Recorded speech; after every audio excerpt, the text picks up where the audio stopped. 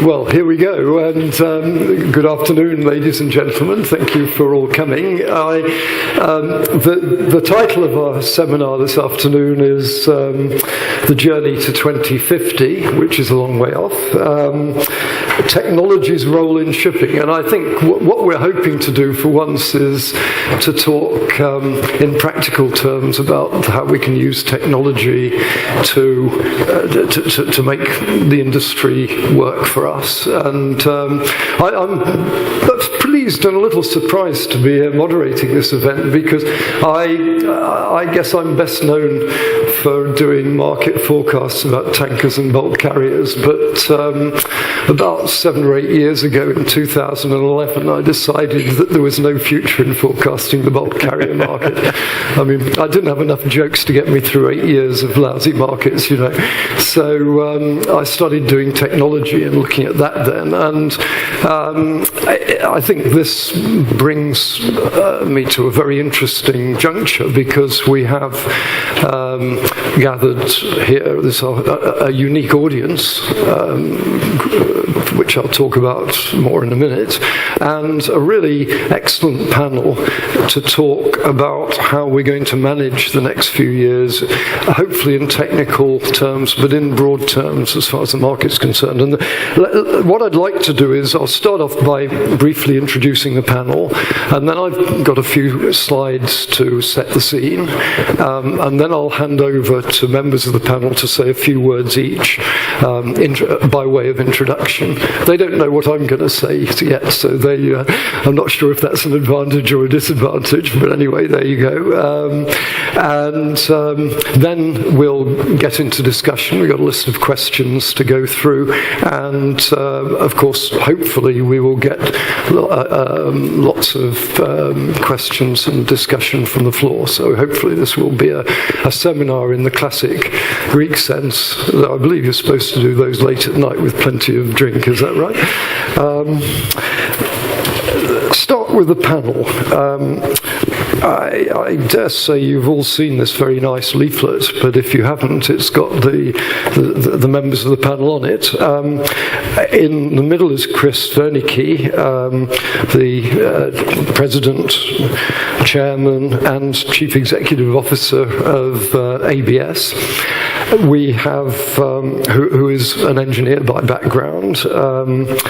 We, on my left here, have Professor Michael Triantafyllou, who is a professor of naval architecture and engineering, qualified here in Greece, but spent, I think, nearly all his career at MIT in the United States. So he brings an enormous depth of technical expertise and practical knowledge from a transatlantic perspective.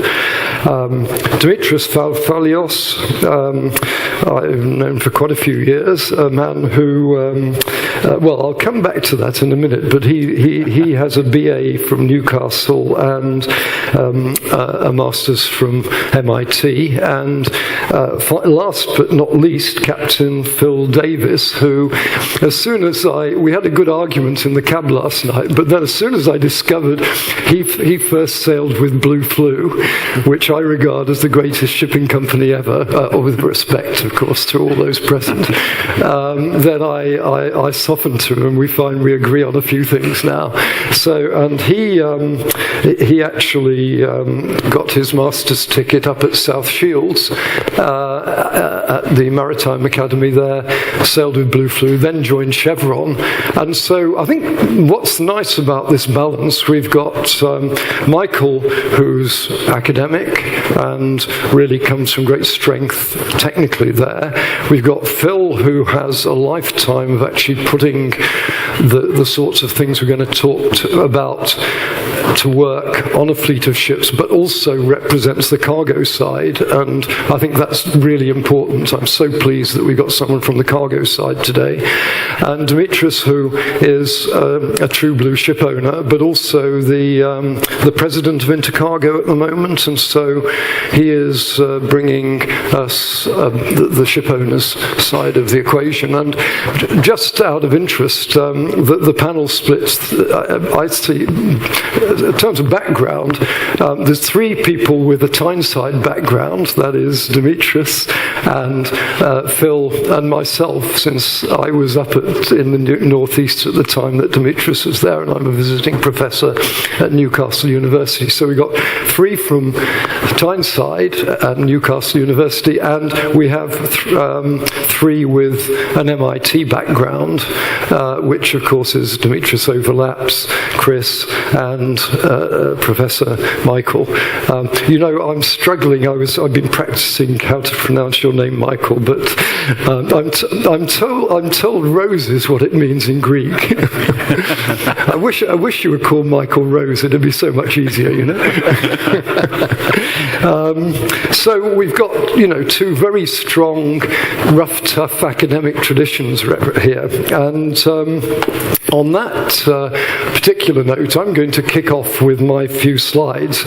Although, of those of you who've heard me before, you know that I don't carry a few slides. I sort of carry far too many slides. And so I'm going to try and buzz through these in 15 minutes if I can. And if you find me speeding up, then, fair enough, because I don't want to, but there are a few issues I want to put on the table.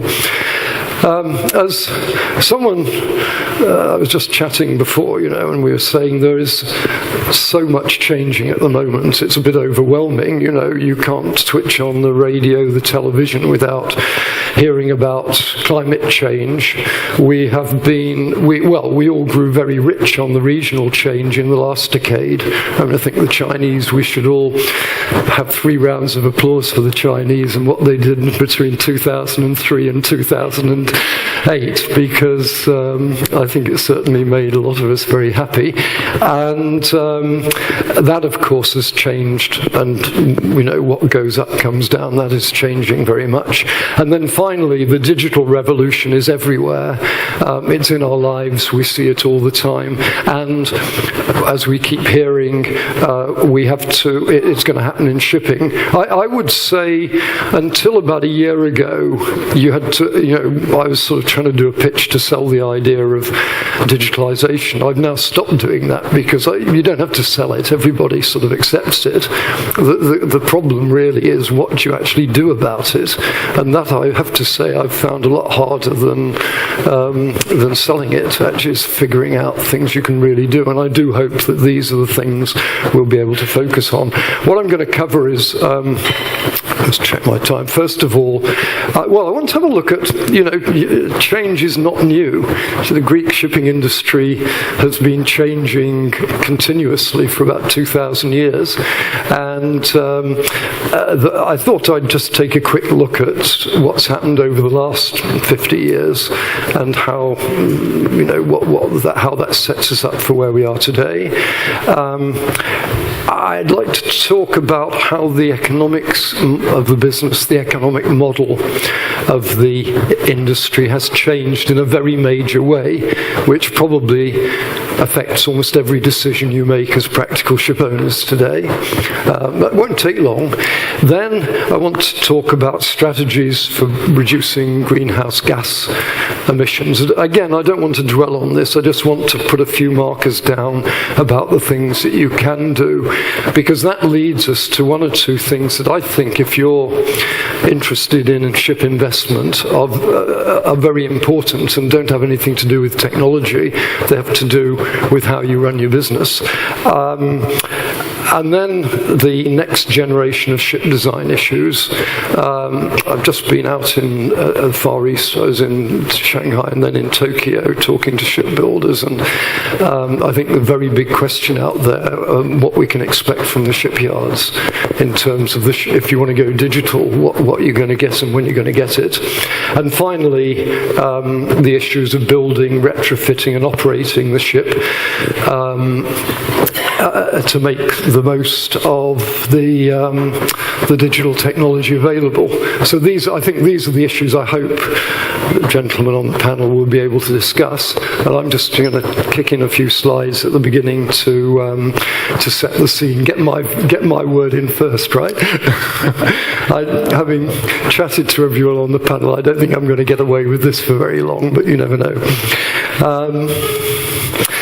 Part one, how the last generation of Greek owners managed change. I based this, I have a nice little report that was a very secret report that was done in 1966, in July 1966, when Greece was actually number 3 in the world. You were just behind the UK and the States. The States includes the reserve fleet, so really you were probably second actually. Which was very good indeed. And this is the top 45 companies in 1966, and it's split between the sort of ships you were running, and 49% in numbers of that fleet was tween deckers. The biggest ship owner on this particular calculation, which is done on gross tonnage by a short head, was our beneficiary here, Mr. Niarchos. He was the biggest, and what more fitting reminder could we have of the benefits of being the biggest and making a lot of money? I mean, this is just wonderful, wonderful haul. And there was a smattering of about a dozen big owners who was moving a bit into bulk on quite a big scale, but the average Greek shipping company had between 10 and 20 ships, and a big slice of those ships was tween deckers. And the big issue in 1966, I would say for most people, was really Liberty replacement. And in fact, this is a picture of the Nicola. It was ordered by Basil Mavrolian, and the way he did this is quite interesting. The price of a 14,000-ton tween deck at that time was about £1.2 million. And he said to Austin and Pickersgill, well, you know, I'm quite interested, but I have this price idea in my mind about what a 14,000-tonner should cost. And he mentioned in passing that it was £900,000. And anyway, Austin and Pickersgill went away and they stripped absolutely everything out of the SD, out of the design of their 14,000-tonner. They took out the covers on the winch covers. They took out the bulkhead covers in the accommodation. They put in a slow-speed diesel engine. No spare prop shafts or anything. No spares on the ship at all. And they got the price down to £915,000. And so Mr. Mavrolian ordered 2 ships, and someone else ordered 2 more, and Lighthouse ordered another one. So they started off with 5 ships, and eventually they built through about 250 SD-14s, and they all served out very well. And 20 years later, people were worrying about what they were going to do when what they'd do when the SD-14s ran out and you had to replace them because they were so expensive by that time. And I think there's a moral in that story. Although 1966 was on the cusp of a major change, it was still possible to go on making a perfectly good living out of doing what you were doing, but doing it a little bit better and a little bit cheaper. Well, 53 years later, Greece is now number one with this is our figures, Clarkson Research, end of May last year, end of last month, $102 billion worth of ships under Greek owners' control, 226 million GT, and a split which is predominantly oil, bulk, general cargo, some specialised, but not really. And what is interesting here is that the Europeans, except for Germany and a little bit of Denmark, have more or less disappeared.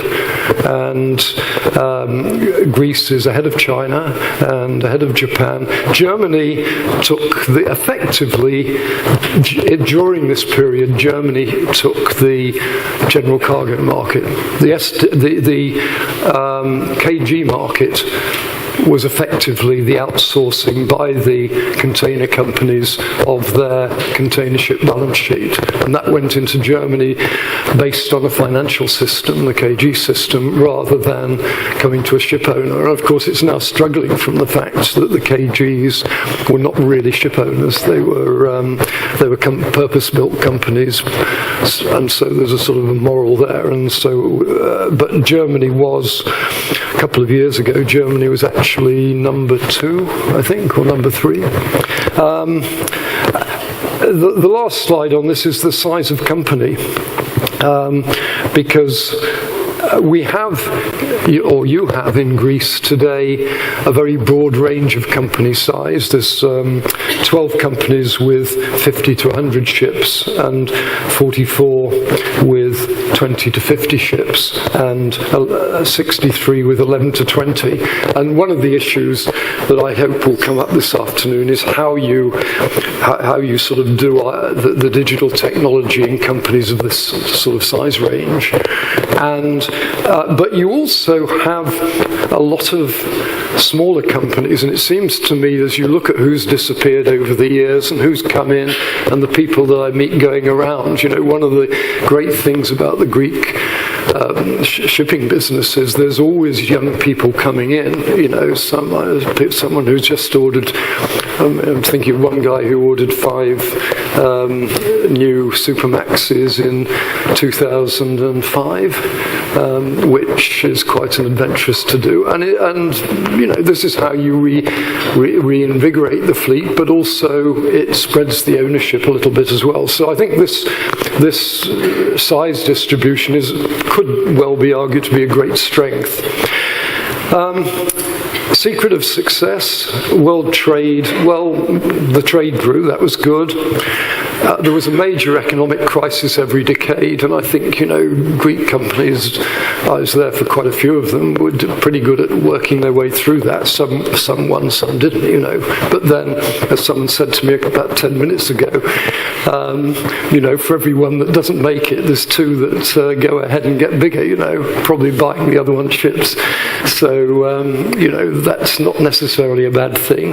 The European banks, I do think the Eurodollars was a terrific thing for Greek shipping. The American and the European banks made a business out of providing debt finance very reasonably to small and medium ship owners, and I think that was a tremendous help during this era, which has sort of disappeared a bit. Container services took out the tween deck business, as I mentioned, and the VLCCs and Capesizes created very good new business, which was quite nerve-wracking to get into. Flagging out became the norm. Major North Atlantic nations all pulled out of shipping, which was very helpful. And the last one, the secret, I think, you know, going round, if you look down the list of the top 10, what Greek shipping seems to have is enthusiasm for the business. you win or lose. It's a business that you're in for a business, even if the returns are lousy and even if the market's terrible, you can still make a business out of it. There are not many shipping fleets in this world today that have that sort of drive behind them. And so anyway, for what it's worth, that was my thought. The economics of the business have changed. This is very simple. For most of the last 50 years, the ship cost about 4 times as much as the bunkers. And all the technical decisions were made on that basis. So you designed your ship for a maximum speed, 85% MCR. About 8 years ago, the bunkers started to cost a lot more than the ship. And today, the bunkers still cost more than the ship. And so, in simple economic terms, the whole decision has changed because there's a total realignment in the costs. What you're doing as ship owners is using bunkers and ships to provide transport. And if the relationship between those two things changes on that scale, it's going to change everything. And it may seem simple, but it's an important point to bear in mind. I put this slide in just to prove, this is just an illustration of the, I've got to move on. I just have a model for looking at the relative cost of, or the optimum speed at different combinations of ship cost and fuel cost. And basically, what it says is if bunkers are $1,000 a ton and the Panamax in this example is earning $11,000 a day, then the optimum speed is 8 knots. And if bunkers cost $400 a ton and the Panamax is earning $35,000 a day, the optimum speed is 15.5 or as fast as you can go, It's obvious, but this is what this tells us is that you no longer want a ship that will only do one speed, and so we're going to be asking questions like how do you build a ship which is efficient at a range of speeds, or how do you adapt your existing ship to be efficient at a range of speeds? And it's a question I've asked many times around the world, and we can discuss that later. The greenhouse gas, it's just not going away. It's there. I've noticed as I wander around the world, which I do a lot of, unfortunately, it's really, really picked up the last 18 months, and it's pervasive, and I can't see how any of us can get, even if we didn't want to engage with this, I don't see how you can avoid it. The problem is the scale that we use fossil fuels is enormous. If you go back to the last time we ran a green fleet, that was 1840, when a fleet of 30,000 sailing ships moved 20 million tons of trade. If you look hard, you can see the trade. It's the red line on the axis. If you come to today, last year we moved 12 billion tons of cargo with a fleet of 60,000 ships at a lot faster speeds. And the only reason you can do this is because of engines like this. This is the Emma Maersk, 109,000 horsepower, big enough to power a whole town. If you put people to work to do the work that this does, it would take 3 million people working 8-hour shifts, and they'd need a town the size of Athens to sleep in, and they would eat about 9 billion calories a day, so you'd need a fleet of ships to carry their food. Every ton of the bunkers we burn in these prodigious engines produces 3.3 tons of carbon, and really the elephant of the room is that replacing something on this scale is not like replacing the engine in a motor car. It is a highly tuned vehicle which wastes very little, and we ain't got any technology right now on the table to replace something like that engine, which is a marvel of modern engineering. So what are we going to do about it? Well, IMO's told us that we must cut our emissions by 2050 to half the level in 2008. I'm told that this discussion was absolutely not taken after a careful and thorough discussion of the technical issues. It was built on the basis that half the room were against it and half the room wanted nothing and the other half wanted 100%. And so they settled for 50% and sort of wiped their brows, and thank God for that. We've got something out of it. So this was not done technically. IMO effectively left it to the industry to sort out how they do it, which in some ways is very nice of them. And to the representatives of the industry gathered here today, I hope you enjoy it, because it's not an easy task. I knocked together 3 scenarios for show. I mean, the problem is this, that where we are now is shown by the red line. That's the emissions in million tons of CO2.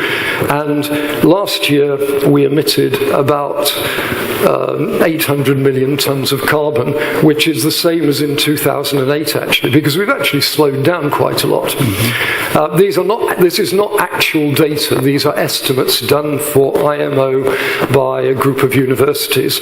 And if we were to carry on expanding trade as we have in the last 50 years at 3.4% per annum, by 2050 we would produce 3 billion tons. With existing technology at 14 knots, we produce 3 billion tons of carbon, which is basically 6 times the IMO target.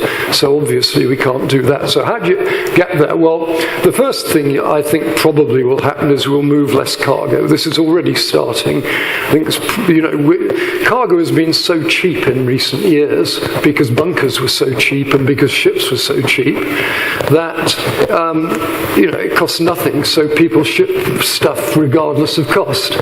I think that is going to change, and when we start putting the carbon footprint on stuff, that will change too. And I think the market will force down the growth rate, even if nothing else does. And shippers, I would like to think, will take a much more cautious view about the carbon footprint of the cargo that they move. So the first thing is the first scenario is that you move less cargo. The second scenario is that you slow down, and I'm not going to spend long on that. The third is that you use zero carbon power sources, which we have nothing on the table right now, but there's some ideas there. And the fourth is that you do the most important thing that human beings do. You use your brains and your managerial capabilities to reduce carbon emissions in many ways. And again, I hope this is one of the areas we can discuss. Just to show you how these work out in practice, this is the 3.3 billion tons of carbon if we do nothing. If we slow down trade from 3.4% to 2.4%, we get rid of over 1 billion tons of carbon. So you can admit that's not the end of the world. If we slow down to 10 knots, then we're down to about 800 million tons of carbon.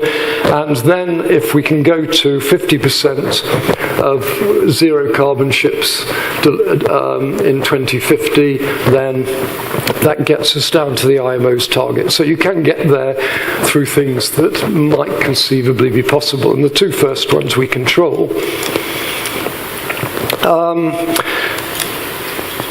The next generation ship design issue, the point I really wanted to make here is that if you take those scenarios, run the same model, take the scenarios I just showed you, and assume that we do everything we say we're going to do, this is the shipbuilding scenario I get, which is quite interesting because this shows another shipbuilding boom in 2036, because of course the fleet slowed down. Well, you all know this. My only slight problem with this was that I used the same model to predict a VLCC building boom in 1995, and it never quite happened, so there's no guarantees on this one, right? But the point I really want to make here is that in 2050, almost half the fleet will still be conventional ships. And so I think you have to think very, very hard about this long period when you are carrying cargo with your existing ships, what you do with your existing ships. And in the next 5 years, when you go to the shipyards, you need to think very hard about what the shipyards are delivering you, so that the conventional ships you buy are future-proofed, or at least have some sort of residual value in 15, 20, 25 years' time. And this sort of really comes through with, I think, there's sort of like 3 phases in thinking about the future. There we go. The first phase is when you can't really do anything. There's no point about thinking about fuel cells right now, because what can you do about it? Right now, you think about your existing business and your organisation, and whether whether you can manage the organisation digital side of it, and what you do with the ships you've got. Then the next phase, you're starting to look at possibly LNG for certain trades, and the first generation of zero carbon ships. You might do that. And then the next phase is where you really have to be into zero carbon ships, because the residual is going to be rubbish if you don't, so that's that one. I just put this in. This shows the rate of transition from steam to diesel in the 1920s. It took 15 years to get a quarter of the fleet. These things do take time, they don't happen overnight. Building and retrofitting and operating the right ship. I think really the key thing here is that ships are built around systems, and a lot of this digital technology is not really about autonomous ships. It's about getting ships with onboard systems. And I've listed 8, 9, 10 systems here, each of which ought to be addressed and integrated. You can now. I was viewing a handy bulker with an autonomous cranes, 3 autonomous cranes last year. It's not economic at the moment, but it works. Sperry have just launched a new integrated navigation system, which allows the office to see exactly what the master and the crew see on the ship. And there's a bunch of other stuff here, and I'm hoping we'll be able to go through some of this and talk about the chances of getting the shipyards to do this stuff, which I am very concerned about. I don't see much, chatting to them. Adding value, the last thing, and I'll be glad I'm nearly finished now, is adding value to a fleet of ships. You guys have been around for a long time. I think it's fair to say that for all that time to date, perhaps with the exception of containers, the ship is the business unit. A fleet of 20 ships is 20 ships. And the question is, with all this digital, and there was very good reason for that. You couldn't communicate. You weren't running integrated services. All you could do is run ships as individual entities, and you were lucky it was hard enough to do that. But that game is changing, and so the question is, are you able to run a fleet of ships as a transport factory? Can you do that? You start off with your ships, and it doesn't have to be that many. Well, the question is, how many do you need? That's the first question. And then you think about what you've got on board the ship, what people you've got, how you train them. Why shouldn't you have a 25-year-old chief engineer? Because all the old ones are going to die of boredom soon, because they're locking up all the equipment. You can't take a spanner to the new auxiliary generator because there's no nuts on it, So, what sort of people on the ship? You link through the Inmarsat 3G satellites. The K-band satellites are providing very broad coverage. I hope that's something we can get some experience on today. Management systems, principals. First thing he does in the morning is look at his dashboard to see what the carbon footprint of his fleet was yesterday and the average for the month to date. Sounds impossible. Well, it's not necessarily. And then, of course, you need the guys in the back room, tremendous jobs. These guys don't cost that much, and you need your best technical people to communicate between the digital people, the management, and the ships, so that you are now looking at working as a team with your customers, the cargo owners, with the shipbuilders and the equipment manufacturers, and with the ports, and through transport. You know, this is such a hard thing to do, but it's frustrating because is it there? Is it possible? I hope we'll be able to discuss this a little bit. A few issues for discussion, which I'm ashamed to say I haven't shared with the panel, but I wrote these down. Having done the presentation, I wrote these this morning. Number one, what can or should we do to improve existing ships to fit in with new technology? How should the new generation of smart ships be different, and when will the builders have them? How will the integration of systems run by charterers, ports, equipment manufacturers, brokers progress, if ever? How should a bulk shipping company develop its own information and comms system, and how much should it spend on it? Should ship speed be regulated, and how? I put that in at the end because I reckon we could talk about that all day, actually, so I thought that's probably... There's a complete... Can I now announce there's a complete ban on sulfur and ship speed until 4:45, right? Digital technology, is there something there? I have a feeling there might be. Okay, so that's it, and thank you very much for your attention. I think what I'd like to do now, if I may, is to hand the floor over to Chris Wiernicki to make a few comments, and then each of the panel will make some comments too. So thank you very much. Great, thank you, Alan.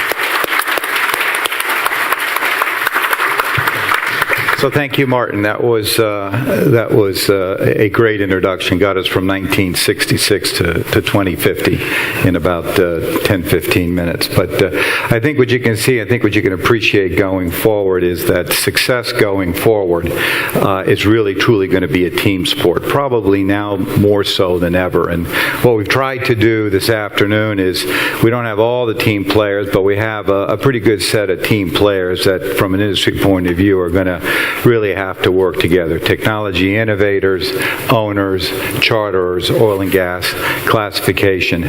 Because what we see going forward is that there's going to be a new norm. And I think that Martin hinted at that. I think for all of us, quite frankly, uncertainty is going to have to be our friend. We certainly have the benefit of some signposts along the way. You'll hear a little bit more about that relative to the journey to 2050, which in fact has already started. It started a couple of years ago with EU MRV, with the EEDI. We're going to see the 2020 requirements. We've got some new targets coming in at 2020 and 2030. The challenge for us as an industry is how to put all these pieces together so that we can make a difference. And if you take that into perspective, what we really see right now is basically, and all of us collectively see this, we have three big changes ahead of us. Things that we're going to experience and navigate going forward that, quite frankly, we haven't seen in the past. Martin mentioned one, which is the markets. You're going to see much greater uncertainty and predictability going forward in terms of the traditional, what I call supply and demand cycles, for two basic reasons, which are the other two changes. Regulations. The impact of regulations is going to have a much bigger influence on what we do as an industry, on some of your commercial decisions. You know, they are changing. They are moving from prescriptive regulations to goal-based regulations. And if you throw in on top of that technology, and I'm not talking about just new technology, we're going to talk a lot about digital, I'm talking about the rate of change of technology. So you put all that together and you're going to see kind of different things that are going to essentially become global shipping shapers going forward. And then with that change framework, we basically have 5 challenges. We talked about them. We have one whole bucket called digitization, digitalization, and digital transformation. We'll talk a little bit about that because there are three different things. We have another bucket called, and I would throw automation in that as well. Another bucket is cybersecurity and cyber safety. From a class point of view, this is the safety system you don't see. You can touch the hull, you can touch the equipment. Now we're starting to talk about software, we're talking about data. It's a different perspective going forward. We talked about the journey to low carbon shipping, and we'll talk a lot about that today, because getting from here to 2030, we can do it, especially relative to the 2008 timeframe. And as Martin said, you have a short game, you got a mid game, and you got a long game. Getting to 2030, you got a short game. You got and we'll talk about it, speed, whether it's speed management, speed optimization, speed reduction, just-in-time shipping, and possible use of alternative fuels. The tough part is getting from 2030 to 2050, because I think hopefully one of the things that'll come out today is we don't have all that technology today to put us in a position to get to 2050. But those are four challenges. Those are three challenges. The fourth challenge is just performance optimization, vessel performance optimization. And the fifth, coming from a class organization, remembering that safety is the mantra of shipping, is making sure that as we look at challenges 1 through 4, we actually address and understand and recognize unintended consequences, because that's a big deal going forward. We're beginning to see some of this right now relative to using compliant fuels, relative to using scrubbers, even as we have discussions on speed reduction. There are actual safety issues that we need to see. So these are the things that are in front of us. What I'm hoping for over the next hour or so, we'll get a chance to address those. More importantly, not only in terms of what do they mean for us, but what you'll see is they're actually interconnected. I want to talk just a little bit about digital, and I'm going to talk to you in the context of digitalization, and digital transformation, because digitization is data information. Digitalization is a new way of working, and digital transformation is essentially changing the core. And I think what I'm seeing right now in terms of the industry that we're in, the shipping industry, is, listen, it's coming. The real question is the speed and the scope. Because this is all basically a perfect storm of computing power, cloud connectivity, sensor technology, and data analytics. So it's going to come. There will be benefits in terms of efficiencies, improved reliabilities. We see that right now, especially as we look at it in terms of its application to looking at improved and lower maintenance costs and so forth. But I think I want to leave you with one final thought, which is going forward, there are also challenges with respect to digital. And the most important, and these are going to require great leadership. Quite frankly, it's going to require a good balance between innovation and pragmatism, to be honest with you. We talk a lot about technology, and I'm a technologist, but I will tell you, technology has no common sense, has no personality, and has no instinct. So we cannot forget about the people in this process, and I think we're going to talk a little bit about that. And when we talk about the people, the challenge for all of us in this industry is being able to bring traditional talent and bringing it side by side with non-traditional talent. In the organization that at ABS, for example, we are bringing engineers and surveyors, and they are working side by side with data scientists, computer scientists, things like that. And it's very interesting as we try to combine domain expertise with data and data science, but this is going to be a big challenge for us. We cannot forget the seafarer. We need to make sure that we completely understand the seafarer's role and responsibility in this process.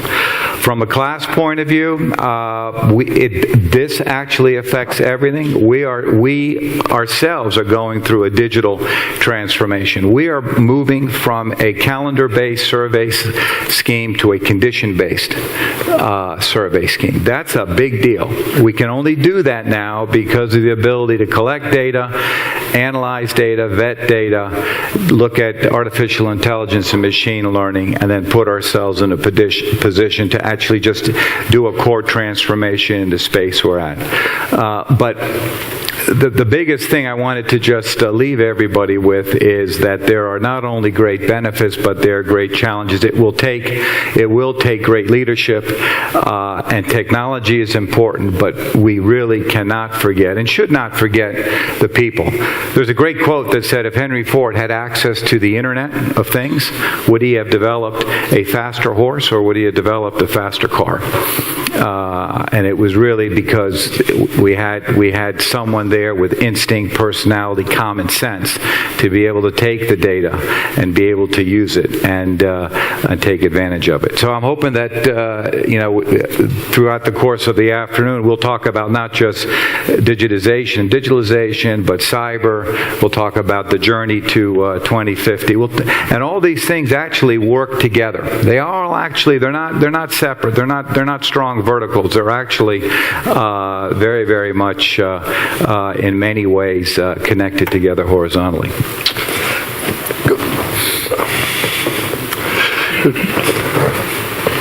Good. Well, Chris, thank you very much. And it sounds like teamwork, leadership, and pragmatism is a good way to get going. But the next thing I think is I'm going to ask Michael to come up and talk a little bit about the technology side. You won't get a more dyed-in-the-wool technical person than this who can bring digital together with the hardware of the business. So, Michael, please.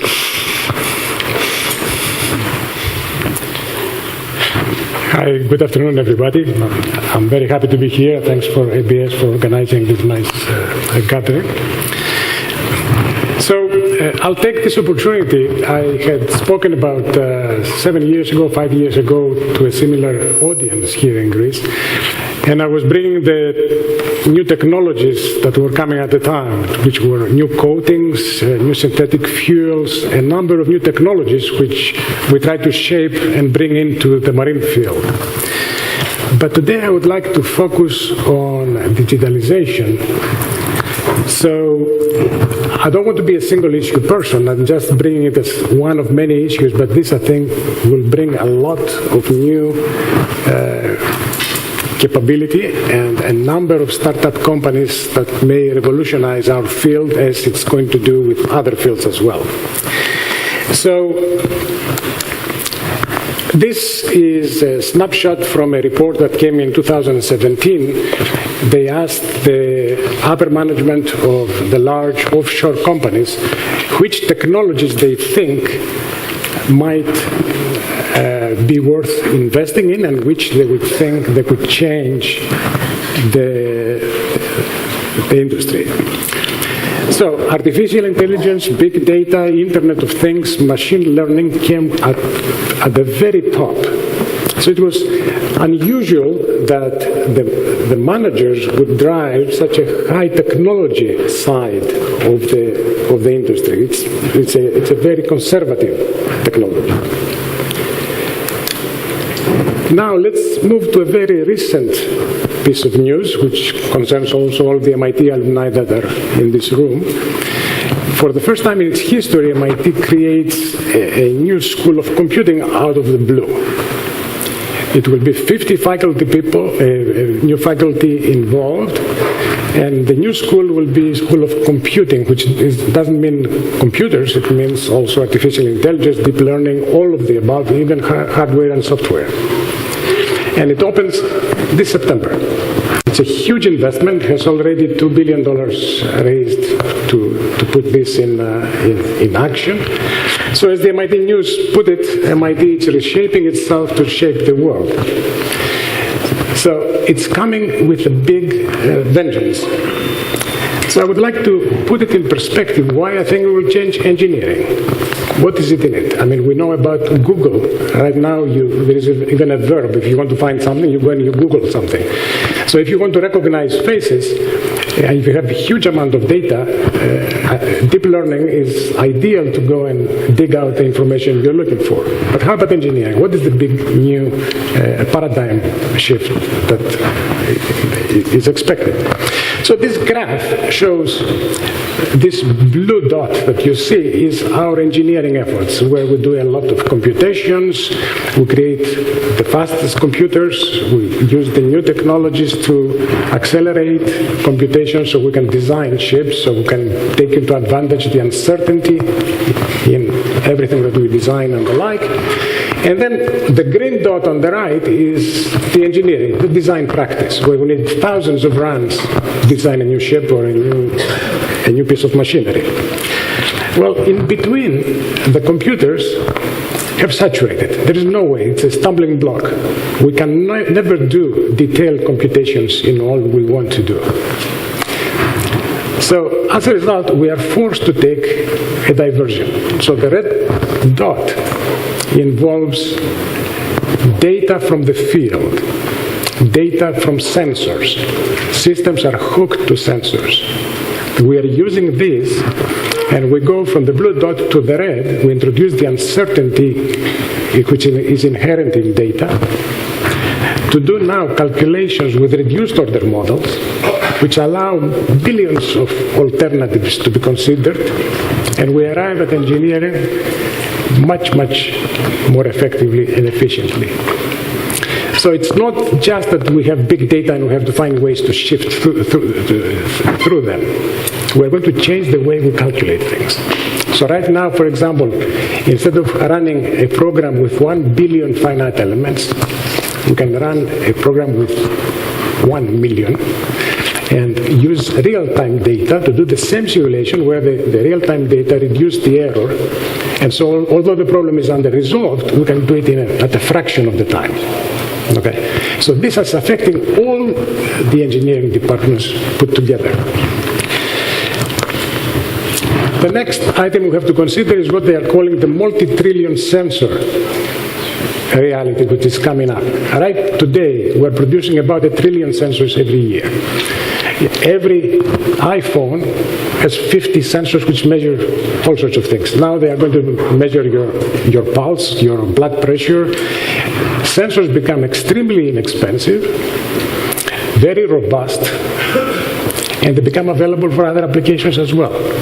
So the most serious sensing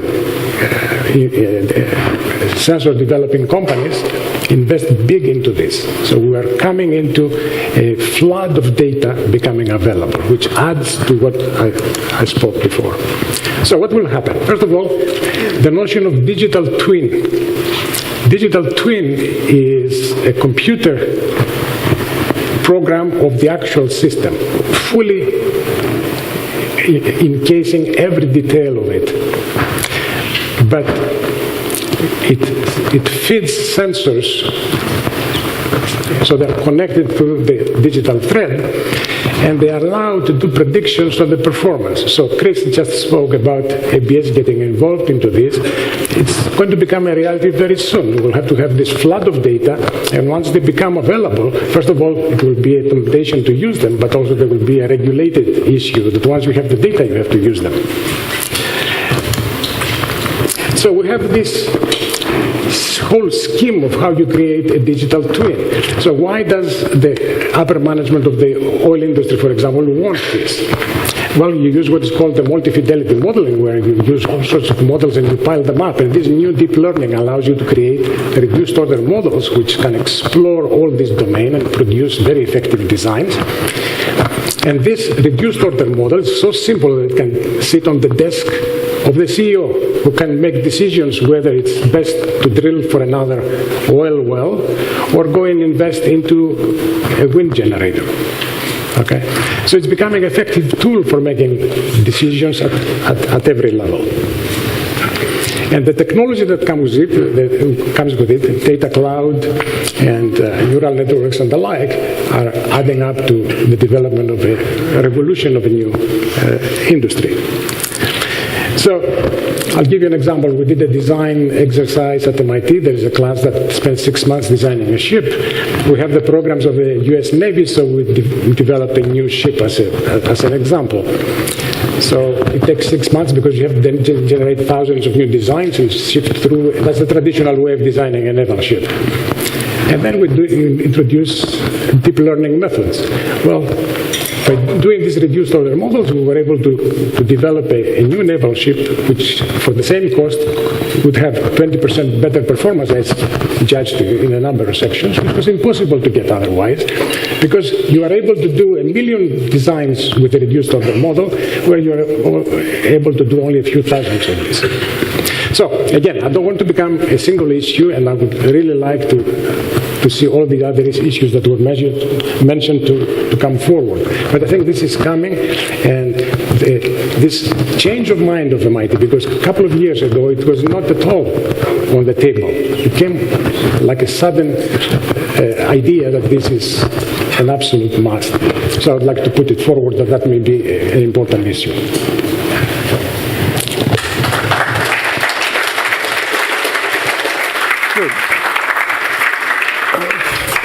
Thank you very much, Michael. I think, Dimitrios, would you like to follow up from a practical point of view on that one? Well, thank you very much, first of all, to the organizers, ABS, and it's a great meeting of minds and experience. I think Martin started off very well by plotting shipping's history, and the history of shipping has been indeed, if we take it from the steamship and diesel era, there have been huge advances, and of course these advances have been linked to the massive trade growth, which has provided our planet with, which has supported the planet's significant GDP growth over the last few years. But we are growing, and as a shipping industry, in a certain way that we are diverging, and we are diverging within the various ship types and sectors. So if we sort of replay back to maybe 40, 50 years ago, a simple cargo liner was technologically quite similar to, let's say, the early container ships. Technologically quite similar to a tanker of that era. Today we are diverging. Today we have a shipping industry in which we talk about it in one breath, but in fact the shipping industry represents so many different sectors, so many different technologies, so many different solutions to a transportation problem. We are absolutely obsessed with optimizing the vessel and the transport system, the logistics chain, and in order to achieve that, we have diverged completely. So, for instance, today a diesel-electric LNG carrier is extremely different to a Handymax bulker in terms of technology, in terms of crew, in terms of crew training. We are diverging. Technology, digitalization is an absolute must, but the way that our industry is growing, the applications of this technology will be very, very different according to each sector, according to each trade, according to each ship type. If we overlay on top of that the regulations that we are facing, especially in the last 20 years, we have an additional complication. So we have divergence on the one hand on the technological level between the various sectors of the fleet, and on top of that we're trying to adapt a regulatory system which is trying to create a blanket regulation to cover all of these divergent sectors. And herein lies a very, very big problem. We are correctly guided by IMO towards 2050. IMO took a very brave step at MEPC 72, I believe, and took a very, very brave step and provided a worldwide industry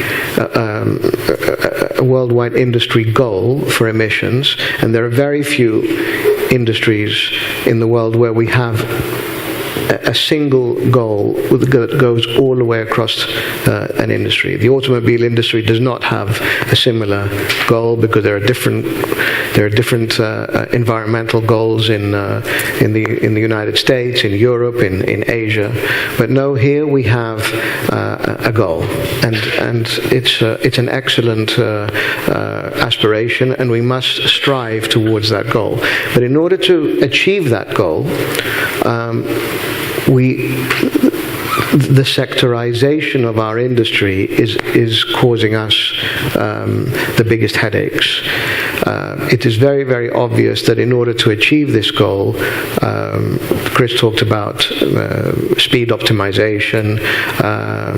There are many people, for instance, in the liner industry, who don't agree with that, and they believe that a goal-based approach is better. And in fact, it probably would be just for the liner industry. We need to understand that each sector will have its own specific solution in order to achieve the ultimate goal. Where we have to rise above our normal human failings is that we have to realize that we cannot impose our method on another sector. Each sector has to respect the other. That means that if, for instance, the liner industry wishes to go for a goal-based approach to reduced emissions, then we should let the liner industry go ahead. But on the other hand, the liner industry should not necessarily impose this goal-based approach upon other sectors. Other sectors have different have a different set of problems, a different set of parameters. In our sector of the industry, which I would call the bulk oil tramp sector, we are very, very dependent on our charterer. The charterer is a vital factor in our greenhouse gas reduction process. We need to create regulations which the charterer will fully understand, and these are generally prescriptive. So we already have a conflict. We have one side of the industry asking for goal-based approach, and the other side of the industry looking at a prescriptive approach, so that we can ensure that the charterer fully understands and fully complies with the intent of 2050. And this is where we have to find the ultimate solution. The ultimate solution will be multifaceted. The ultimate solution will involve technology. It will involve digitalization. I dare to say that it will involve digitalization at different speeds. So there will be some sectors. Captain was talking about a fantastic tanker operating, or two tankers operating off the US West Coast, which have 5 power management systems, which is a fantastic thing, and that has a completely different level of technology to your Supramax or to your or Kamsar Max bulker. It couldn't be more different. So we need the technology. We need realism. We need to understand the role of the charterer. We need to respect each other. We need to respect each other in terms of sectors. In fact, we must look at our regulatory process more holistically than we've been doing at this moment in time. I think I'll leave it there, and then thank you very much. Thank you, Dimitrios. That's an excellent position, I would say, on a topic that's in everybody's mind. This whole question of one-size-fits-all regulations is a bit tricky in a world where IMO's got 174 members at the moment, and it's one vote per country. So this is challenging, and I think we'll come back to that later. But first but not last. No, last but not least. I'm losing here. Captain Phil, what's your perspective on all this? Well, firstly, thank you for allowing us to speak today, and for ABS for hosting us, and thanks to all of you for being here. I'll also apologise that if I look like I'm dropping off, it's because I flew in from California yesterday, and part of our digital experience hasn't got to teletransportation yet. I was just sort of had 5 headlines that I was sort of going to try to talk to briefly.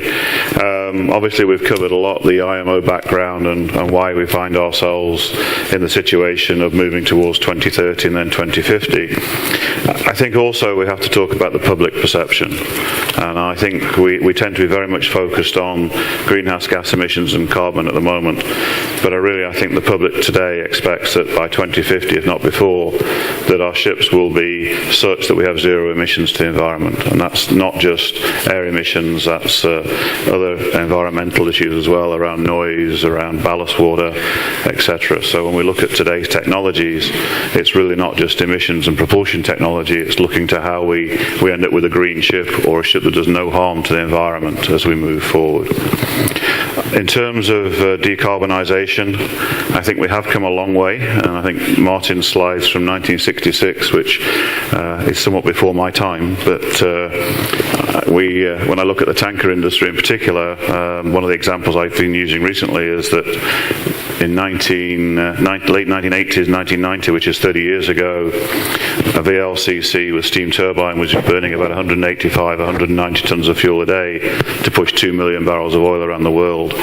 As we made that transition really from steam to slow-speed diesel, that dropped to 100 tons a day. We're delivering VLCCs today that are burning less than 50 tons a day. So we've seen a tremendous, over the last 30 years, reduction in the carbon signature, and in fact over the last 5 years, even from ships we built 5 years ago, we're seeing a 20 to 25% reduction in fuel efficiency, in fuel usage. I think we've also got a lot of incremental improvements. We can talk about design, whether we talk about bulbous bows or no bulbous bow. We talk about hull forms. We talk about hollow propellers, propeller tips, Mewis ducts, pre-oil stators, or whatever, which all make that efficiency add up. But it's all incremental.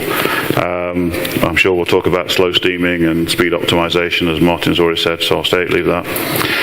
We've also got bubblers, pushing air bubbles out from the bottom of ships. We've got Flettner rotors giving electrical power. We've got kites. We have any myriad of technologies that are out there. But the question is, which ones of those are going to be most effective in taking us forward over the next 20 or 30 years? Decarbonised fuel is obviously a solution, whether it be biofuels or whether it be methanol or whether it be ammonia or hydrogen or whatever else we look at in terms of fuel. Several of those still require a high energy content in order to produce them, so we've still got to find another method to produce those fuels. And then we come back to one of the points that Chris made in terms of safety. When we start to deal with ammonia as a fuel or hydrogen as a fuel, we take on a whole degree of difficulty in terms of managing those fuels on board. But in order to get to decarbonise, it's going to take work across many industries, not just shipping. It's going to be obviously the energy companies who I work for, but also many other parts of our world in terms of technologies. I think my next one is digitisation, and I think I'm covering some of the points I think that Chris made as well, but data is the new fuel, and making decisions off data is becoming increasingly more important. So if we look towards predictive maintenance, we've been implementing predictive technologies now for about 5 years in terms of our maintenance cycles, so we're moving much more now towards condition-based monitoring and to predictive maintenance, and we see that more and more in terms of sensors, and those sensors have become more effective. So whereas 5 years ago we were having to wire the engine room for sensors, today we're using wireless technologies to get that information to our historians. A lot of companies now moving towards integrated operation centres, which give us the ability to look for fleet standardisation, which drives, again, more efficiencies and more fuel savings. It also gives us greater insight for commercial operations, and again, we've talked about optimisation. To me, when we talk about optimisation, it's really across the whole logistics chain, where shipping is just a small part of that logistics chain. We require more and more remote assistance from vendors. I think Dimitrios just mentioned there that we have some very complex ships today. It's not just LNG ships. We have a lot of complex tankers today. Even on the VLCCs today, if we look at the number of systems that we're now dealing with, we're beyond the technical expertise of most of our crews on board, that they require assistance from ashore, whether that be assistance from the OEM or it be assistance from our technical superintendents ashore. But in many ways, having 3 or 4 people looking at the problem, many of whom will have seen the problem before, helps us to solve the issue more quickly and more effectively. So moving forward on that. The other side of that, of course, is it actually just starts to reduce our costs, because if we're not flying technicians out to the ship and we can do it remotely, then that also actually lowers our overall cost of operation. The next one really, and it aligns with digitisation, but it really is disruptive technologies. So if we look at the technology industry, the Apples of this world, etc., Amazon, we look at how they've disrupted the traditional technology, or Uber, which many of you use in the States, have all upset the traditional technologies and the additional firms. How does that happen in shipping? One of them is we talk about Inmarsat, but the question is Inmarsat going to be there in the future in terms of their technologies? Are we looking more towards low Earth orbit satellites? And certainly now there are at least 4 or 5 companies looking at low Earth satellites, low Earth orbit satellites for launching between now and about 2025, which will allow us to get more data more quickly off the vessels and more and to the home office, and data will become much cheaper. Autonomous ships, I'm sure we'll talk about more today. I don't believe autonomous means unmanned. I think, but it does mean that we'll have more highly automated ships, and many of the systems on board can be managed in different ways to how we manage them today. If you look at the engine room, when I was on a ship 40 years ago when I first started, we had something like 8 or 9 engineers in the engine room. Today, the engine room is unmanned for long periods of time. We haven't reached those technologies on the bridge yet, but if we start to see some of the technologies that are now coming out, the artificial intelligence, we can expect to see that sort of reduction in terms of people on the bridge and in terms of how we navigate. I've already mentioned public perception and customer needs, but the big one is going to be personal skill sets, because the competence on board the ship will change, but more importantly as well, the competences in the office and the competencies of the classification societies and those we deal with will also change as part of this process. My last comment was really around safety. As Chris said, safety, and certainly for an oil company, safety is not the most important value.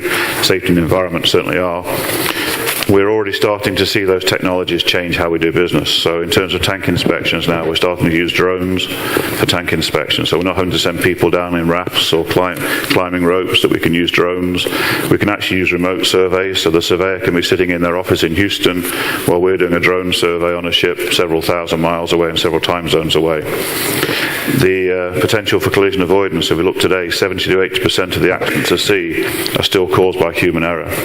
If we look at those technologies like machine learning, artificial intelligence, we can start to eliminate many of those errors. And an example would be aeroplanes. Most of us fly a lot these days. In 99% of the cases, the aeroplane takes off and lands by itself. It doesn't require intervention of the pilot. So we move down that road. And the final one is one we're using in our fleet now, but we're using greater technologies for medical treatment. So we now have iPad-based medical processes on board, so EKGs we can do on board the ship. And again, it's good from the aspect of looking after the seafarers, but it also helps us on our costs that we're not diverting ships for potential heart attacks, because we can actually check whether it is a heart condition or others that are causing the problem with the seafarer. So again, we can provide better treatment more quickly, and hopefully reduce our costs in the process. So, Martin, I'll pass to you. Thank you, Phil.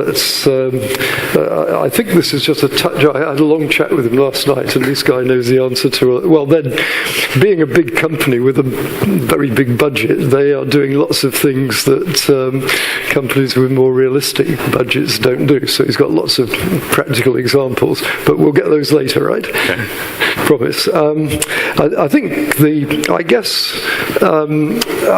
mean, I have my little list of questions here, and I'm more than willing to take, sort of interventions anywhere. But what I suppose what I would like to start off with is, since I come from the data side, I've always believed that the best way to solve problems is to let people see what the problem is, and that takes you round to the whole question of monitoring, of knowing what's going on board your ship, and not only you knowing it, but the people who also matter knowing it. And so I guess the first question I'd like to sort of trundle around the panel is, where have we really got to in terms of monitoring what is going on board a ship? Well, just to take one example, I showed you those numbers for the carbon emissions of the shipping industry, which IMO used as the basis for their calculation of the 2008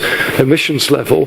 Those are not based on actual data. Those are calculations made by a bunch of consultants based on statistical data from fleet analysis. In other words, they're artificial, and they're not real numbers. And so I suppose the question what I'm trying to get at is, where have we got to in terms of progressing towards the day when, you say, Dimitrios, can get up and sit in front of your digital screen and see everything, and then give the captain a call. I mean, how far are we down the road towards this sort of integrated? I think we're very close to that point. I mean, a few weeks ago at the Intercargo conference, I was one of the technical directors of one of our members came up and showed me a phone app which showed the shaft power meters of the entire fleet, and where there were, for instance, surges because the vessel had to encounter some very, very bad weather. I think that the technology is improving in leaps and bounds. We often have a case of and this is perhaps again the case for instance in case of the ballast water systems, where we have a technology which is essentially land-based, and this technology has to be marinized, and we often have some excellent land-based technology and some excellent engineers and scientists who have absolutely no idea about the marine environment and where these sensors have to operate. But I think that's definitely improving. Going back to the emissions data, we are going to get much, much more accurate emissions data through the IMO data collection system. And I think that once this data, let's say once we have a few cycles of this data, namely over maybe 2 or 3 years, we will be very, very much more confident in calculating and in fact it won't be an estimate anymore. It'll simply be a calculation, and then we will simply look at the data and see where we have aberrations or where we have distortions in the data. Is this? I thought this. Well, maybe I'm wrong about this. I thought the data was reporting the bunker purchases, and then that's the tangible bit that's going on at the moment. Yes. But I mean, what I'm interested in is, you've got 50 ships, and you know what the performance was in terms of emissions yesterday, and you've got projection algorithms doing projections for the full voyage. I mean, I was having this chat with with Phil in the cab yesterday, and well, I mean, he's go on, Phil, tell us about how you do this. How do you do this? Well, so I think the first thing is, I think we tend to get tied up between sort of measuring, using emissions or using fuel. I think for most of us in our industry, fuel is the most important thing that we look at, and there is a direct correlation between the fuel and the carbon signature, carbon footprint, and how we report. So to me, when I get up in the morning, and I have apps on my phone now which tell me pretty much everything I want to know, then I'm looking at fuel consumption. I mean, this is what happens when you've got thousands of people working for you, right? Carry on. And so those dashboards now will tell me how much fuel we're burning, what the ships are doing. I can tell how many generators they've got on, what fuel we've got in the generators, and where they should have one or two on, because I can see the generator loads and things like that, or at least the technician, the engineering superintendents can. And so, but it's really a case of fuel. And so how does it tell you? I mean, what exactly do you see for each fuel? A graph of the consumption. Yeah, how often are you taking? I presume you're taking readings off the flow meters, right? Yeah. So how often are you taking readings? It's effectively instantaneous. We're getting a download sort of 3 times a day. And then that's going into presumably some sort of system that's a bit like the professor was talking about. Right. So it goes into a data historian, and then we can pull the data off the data historian. So basically, we have a server. The data goes into the server. We write a report that takes that data on the front end, and we use Power BI as our main reporting tool. So it will take that data out and report it out in a Power BI through Power BI. Yeah. Do you have a procedure for just Chris, 1 second? Do you have a procedure for acting on that data? I mean, is there a procedure in the organisation? Yeah, we have a bunker, a guy who basically watches it all the time in terms of fleet performance. And what does he do? Well, he analyses all that data coming in. Yeah, I got a lot of people who analyse data, but then it goes in the cupboard. Well, no, so we'll look at it, we'll compare ships of the same class, we'll go out to the ships, and we'll look at it in terms of performance. So we talked yesterday about hull cleaning and propeller cleaning. So whereas in days gone by we would wait until we saw visibly that the hull was, we had growth or whatever on the hull, today we can take that data and we can see when performance starts to drop off, and we can tell whether the hull needs cleaning or whether the propeller needs cleaning. And so we're proactively cleaning now as opposed to reactively cleaning. So that technology and that data has allowed us to see those points where we've already got the inflection, so performance is dropping off, rather than it becomes a visible sign. Do you actually have a dialogue with the ship? Mm-hmm. And so you're talking to the masters, and they're seeing the same data, right? Correct. Okay. Oh, this is. Sorry, Chris. I think you had something. No. What I was just going to build on is that for all of us, when you're looking at data and you're looking at digitization, the challenge for us is, from a mindset point of view, it is going to be actually even more than fuel efficiency. Mm-hmm. It is going to be optimizing the whole ship.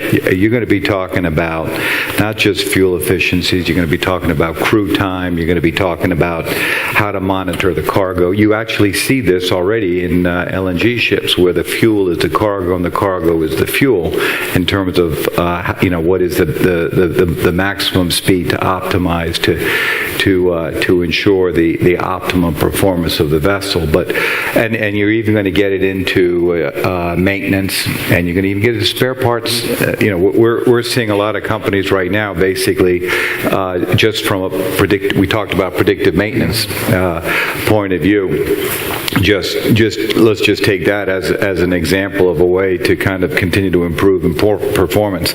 You are taking data from different equipments, because all the equipment is coming on board the vessels is already censored anyway. So you're taking this equipment, whether it's batch mode, stream mode, structured or unstructured, you're taking the data. Data's coming in. You have anomaly detection techniques, whether it's artificial intelligence or machine learning, and you are basically rolling into into predictive maintenance analytics to be able to tell you whether or not whether a part's going to, how that part's going to perform depending upon the type of chip, where the voyage is, and so forth. That ties into your spare parts requirement. And at the end of the day, what you're talking about is, listen, 10% uptime, 10% reduction in purchasing volume, maybe even 33% reduction in inventory. So 10% increase in the chief engineer's blood pressure, right? An intangible. How do you set this up? How do you do it? Because the guys I know that sell these systems, they have a struggle selling them to anybody because it's extra overhead. And you say, well, you put a supervisor on shore, but then the supervisor has trouble working with the chief engineers and things. How do you make this work on a fleet of 20 ships? Go on, Okay. Phil. We're looking at each other, I told you we got all the answers. So we're, as I said earlier, we're 5-6 years into the predictive journey. And we're getting to, again, we're a major oil company.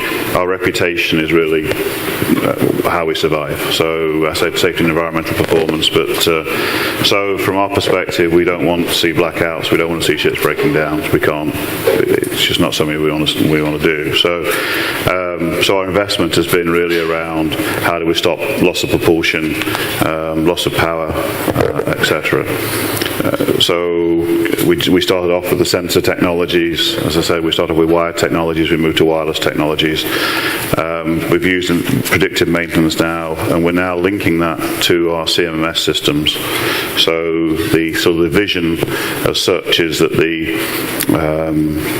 technologies we're using for prediction will tell us, to Chris's point, when a part is wearing down, a pump is getting towards end of life, a motor is starting to wear down, and that will feed through the through the CMMS system, such that we'll generate the work order, we'll generate the purchase order, and everything else. It actually makes the chief engineer's life easier at the end of the day.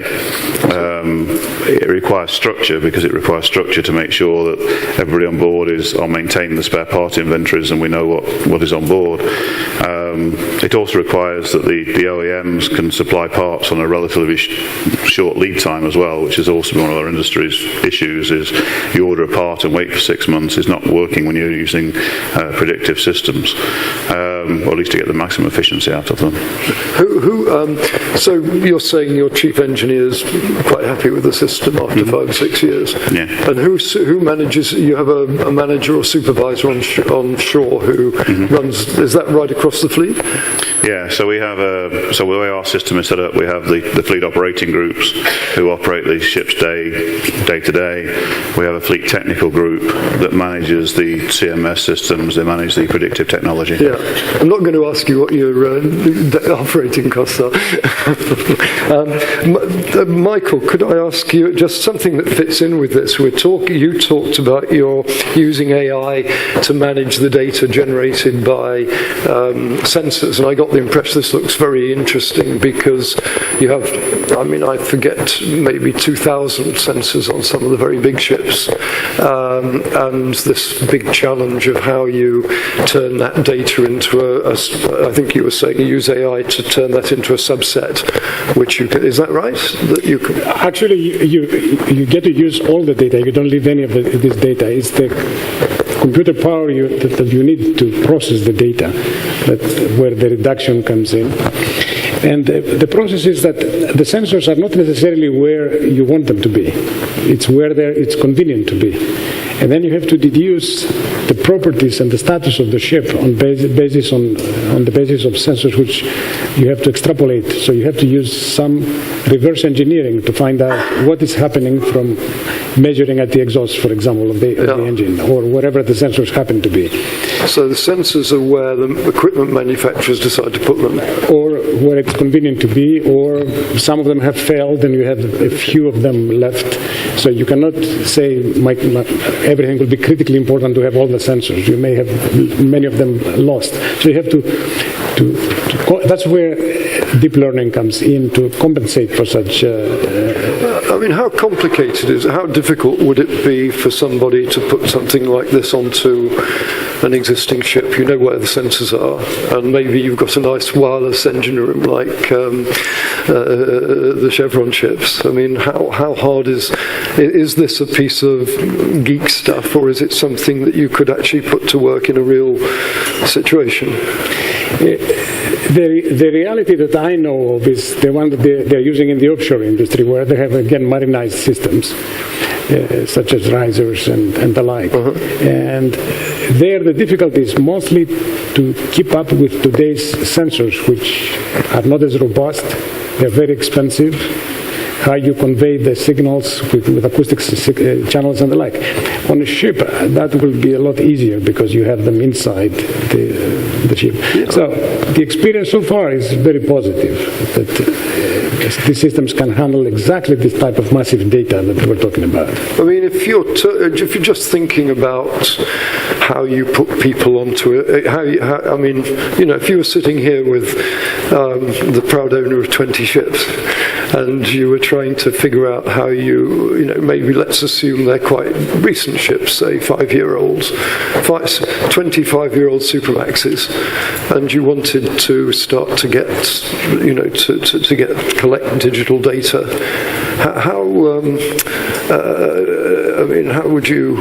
How much resources would you need to do that? The first we have to think about is how humans get into this, because it sounds like a super automated device, which sounds like a nightmare of handling this. Humans will always be involved. As Chris said, you know, machines have no sixth sense or any of this type. Where the machines are very good is at taking massive data, which we cannot take, and process them, and then make estimates with uncertainties always. So they will tell you it's very likely that the hull of the ship needs to be scraped because the performance of the ship presents this and this and that. And then the human has to interfere and say, okay, let's send an autonomous vehicle to look at the hull.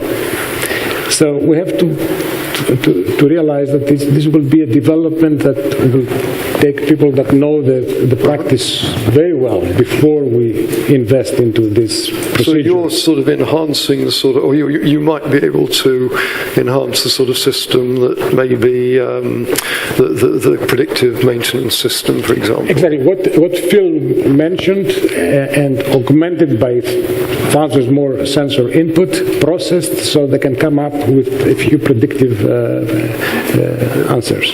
That's interesting. Where are the classes at? Yes. As you can say, Martin, there are shipping companies today. Collecting data is not a problem. All right, you have actually companies that actually will put boxes on vessels and actually collect the information you want. So collecting the data on an existing vessel is not a problem. But one of the challenges we talked about a little bit is and I just want to get to it, is data quality. You can collect a lot of data. You know, data is a little bit like sand. Lots of sand out there. Okay, depending upon your ability to understand which way that data go, you can either turn it concrete, build a nice building like this, or it can become dead weight and literally bog a company down. So there's a lot of effort that's going on right now. I mean, we at ABS, for example, we have our own data journey. It's not a maintenance journey. As we move from a calendar-based survey system to a condition-based survey system, we actually have to go through this whole process. Collect data, make sure the data is correct, make sure that we go through anomaly detections relative to our rules, make sure we actually have to work our way through even predictive maintenance techniques, and then we actually go one step further to be able to issue a certificate based on data coming from a sensor. Process actually is relatively straightforward, relatively well thought. The devil is in the details of just making sure you have correct vetting of data, whether it's structured data, unstructured data, whether it's batch, whether it's stream, whether it's coming in from what you need, because that actually is the key to this. There are a lot of computer systems, there's a lot of condition management systems out there. You don't have to reinvent the wheel. The key to this whole digitization journey is being able to put these pieces together in such a way that you can in fact take decisions that are remote, or move them from kind of a legacy time-based systems to more condition-based system. And before I leave, one thing about regulations, and this I want to make sure I got this out. We've had some regulations like ballast water in 2020. These are great examples of regulations that kind of lead technology. SOLAS is a great example of a regulation that lags technology. And I will tell you, we're not going to do anything until we can convince IMO to upgrade SOLAS, because that has not been upgraded in many, many years. I think the last time it was upgraded was when we certainly didn't have cell phones, internet, or anything like that. So these are going to be the things that need to kind of happen as we position ourselves completely. I mean, that's a very strong and important statement, I would have thought. And I have to say, as you watch IMO, you wonder how such a thing could happen, because it takes them about 5 years. I forget how long water ballast takes, but it's become very difficult to do things. Is there not an alternative which says that, okay, IMO will do what IMO can do, but it's remarkable that it does anything, frankly, when you've got 170 people. If you were chairing a board of 170 people, each with one vote, you wouldn't do much either, Is it not possible for the industry to move ahead itself and do these things itself and somehow manage the SOLAS in the background, because you move in other words, you stop aiming to sort of rather begrudgingly keep up with the regulations, but you start to move forward because you realize that actually using this new technology is going to make you so efficient that you're going to have no problem having 25% of the world fleet by 2050 because you're so goddamn good at doing it, Is that a possible alternative, or is that just, is the regulatory system too much of a straitjacket for that? Listen, my own personal opinion is, one, we do need the IMO regulatory. We need one unified regulatory system. Yes, absolutely. No question about that. Can that move much faster? And can that adapt itself to the technology, whether it's alternate fuels, whether it's looking at digital technology? That is a challenge. That is a challenge that we all collectively have to bring forward to the regulators, because you don't want a regulation to hold you back, and you don't want a regulation that lags technology, because then it becomes, it really is almost counterproductive. That is a challenge for all of us collectively in this industry. I think we all would agree with that. I think probably we've taken that one as, it's the elephant in the room, but it's, I don't see we can move that much further this afternoon. Moving on to another issue, the point is that at some stage, ship owners are going to have to order new ships, and the shipbuilders are having the same debate over how they design the future ships. And I suppose the next question I'd like to sort of chuck around the panel a little bit is, how likely is it that the shipbuilders will be able to produce ships that will be, significantly clever? I think you said that automation is not the whole ship, it's the system, and I was showing 10 different systems. how likely is it that the shipbuilders are going to, or how soon will the shipbuilders come forward with ships that you can buy at a reasonable price that will move you down that particular road? So I think so maybe looking at it from an equipment perspective, I think that's the important piece, is for most of the equipment manufacturers today, they want to move down a road where there's more automation on the equipment, there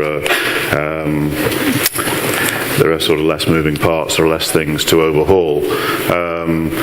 So from their perspective, moving towards equipment that can be digitized, so we can get the data out and we get the data ashore, is actually where the manufacturers want to be.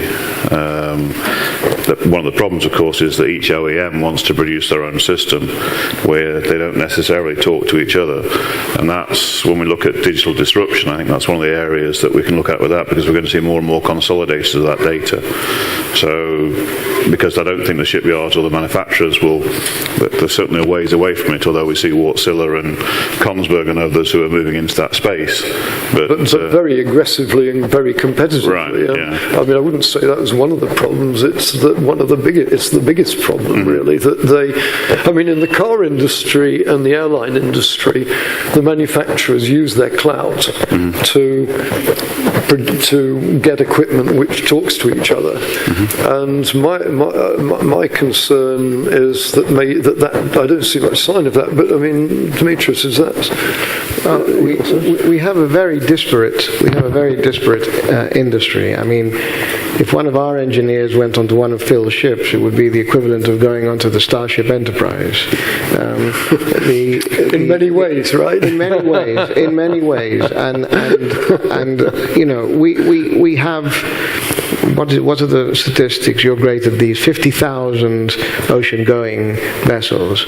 Of these 50,000 ocean-going vessels, probably 10,000 would be at the sort of what I would call, at the very most, 10,000 would be at the technology level, and I wouldn't even say 10,000.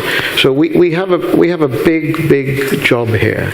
We have a big job to move the 40,000 vessels through a program of upgrading or fleet renewal to the standards of digitalization and technology, which we've talked about here.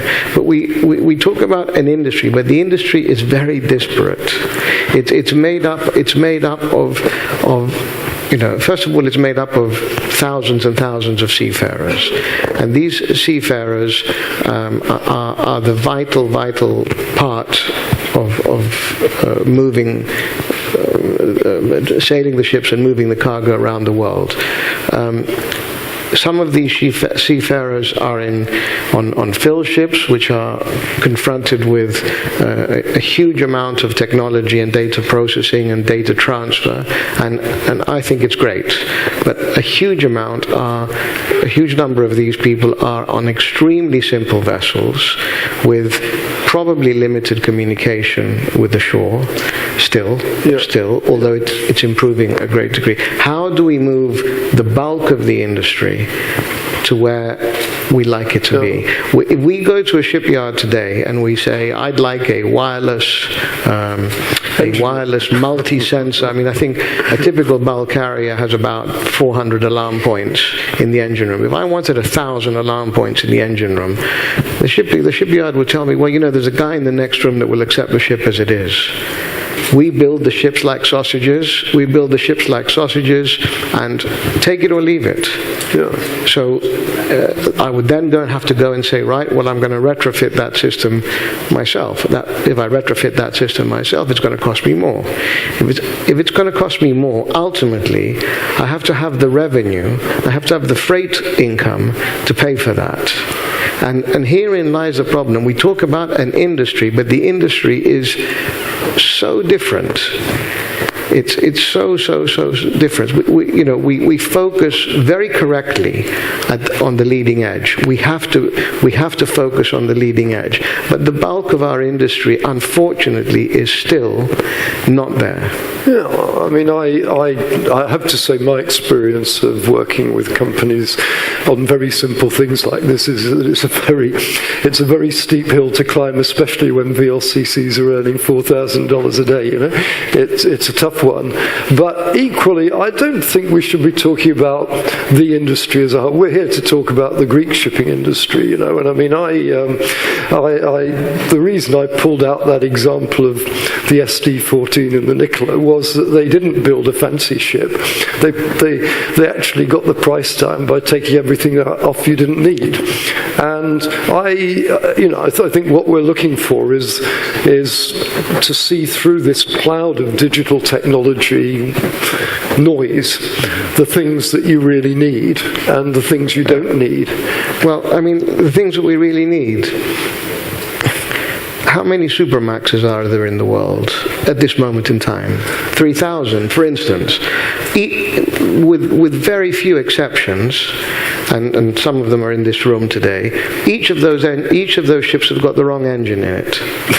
Bad luck, guys. Hands up, anyone with the right engine. So no. I'm explaining that. I'm explaining that because we know what's necessary to provide a better product. It's extremely difficult to persuade a shipyard to put the right engine in the right ship. Well, there's a very good reason. I mean, actually, funnily enough, as you know, I spent a lot of my early life in shipbuilding, and the reason, certainly in Japan, for this is that the Japanese went from whole block construction and pre-outfitting to zone outfitting using pallets. And the pallets, this was a brilliant system, which meant that they were building, this is in the 80s, the Japanese were building a Panamax bulker, which was taking Sunderland shipbuilders 1.2 million man-hours. They were building it in 550,000 man-hours. And they did it by moving from traditional pre-outfitting, where you built around the systems on the ship, to zone outfitting, where you just concentrated on the zone and you carefully designed the pallets to fit in with the equipment that you needed for the zone. You had no interest in the system at all. And once you designed those pallets, you use them again and again, and you really don't want some clever dickie saying, I want all these extra sensors in that zone, because you've got to go and redesign the pallets. It's a massive job. And if you're going to do that, you can't do 550,000 man-hours. And I think they're in a trap on this one, you know. So, sorry, I'm supposed to be not talking now, but I mean... So I was going to make a couple of comments. I think we've been on this journey for a while. So I think one of the things we found is when we retrofitted sort of 2004, 2005 built ships with sensors, we put far too many sensors on. So the 400 sensors you've got are actually probably all you need for 99% of the data that you're trying to take off the ship. So we tend to over-sensor things, and we tend to get too much data, to go to Chris's point, more than we need. So I think one of the things here is when we start to look at these systems, and again, a wireless sensor is relatively cheap these days compared to, certainly a lot cheaper than wiring an engine room.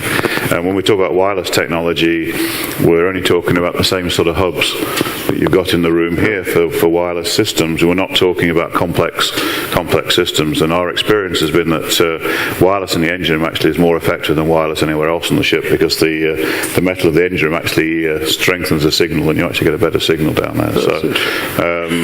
So I think some of these things sound very complex and they sound like a large investment, and I think that's true, but I think the large investment is probably being made by the classification societies on the ship owners' behalf, much more than perhaps for the ship owners down the future. I think the other thing our industry is not so good at is actually sharing data, and a lot of this data is not proprietary. It's actually technical data that would help all of us improve and help the whole industry improve. So again, much of our data goes straight to MAN, or in the case of the LNG ships, to Wärtsilä, so that they can improve the performance of their product as well, which is actually a benefit to all of us. I mean, what about benchmarking systems? I mean, I know these were very widely, they were popular years ago, ago for things like chemical plants and so forth, I seem to remember. Solomon Index. Is that out of fashion now? So actually Shell used to run a benchmarking system for ships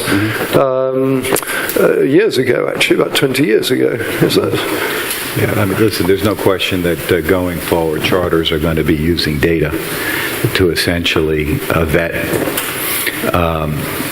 vessels that they're going to bring on board. We see this already. We see this actually on the large LNG vessels. But I think kind of just to take a step back here, because I think, listen, vessels are coming. Vessels are being ordered. They are coming. They are relatively, quote, smarter. They're much more automated. They have sensors. It's not going to be, I don't think it's going to be the vessel that's going to be delivered. I think the advantage is going to be with the owner-operator and how they take advantage of what they want to do. Putting sensors on a vessel just for putting sensors on a vessel, the most important thing gets back to being pragmatic. You can't get seduced by the technology because it's only there to unlock economic value. So the owners, depending upon what they're looking for, need to figure out, all of us do, in terms of how we leverage digital technology, where do we want to go? What is our business outcome? And then the story falls into place going forward. I'm going to give you a great example, kind of shift this, let's just move this to 2030. We talked a little bit about kind of the journey to 2030. If you assume, if I remember correctly, if you just assume 3% increase in trade per year, because the targets are actually based on trade growth, and you look at different combinations of how to meet the 2030 target of CO2 emissions, the two low-hanging, one is actually more low-hanging than the other, but one is speed management, speed optimization, speed reduction in terms of reducing CO2 fuel emissions, and depending upon the type of ship, it's somewhere between 6 to 20%, whether it's 1 knot or 2 knot. But the other one is something called just-in-time shipping.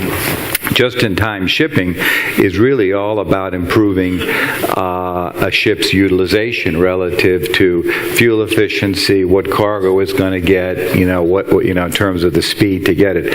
That is where there's a good example of a digital play in terms of being able to use the technology to allow you to make the decisions to improve the utilization of your fleet that eventually will improve fuel consumption. And that's, I think, kind of where, as we move this forward, where you're gonna see this in the industry right now. Digital technology is really used in two places.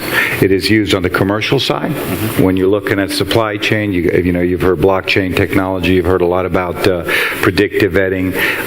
It is used there, and on the operations side, it is slowly getting into this digital, what I call operating ecosystem, where maintenance is really the one area that they're starting to get to. But it gets back to, Martin, the whole issue is it's speed and scope, and this is an interesting industry. It's differentiated by size.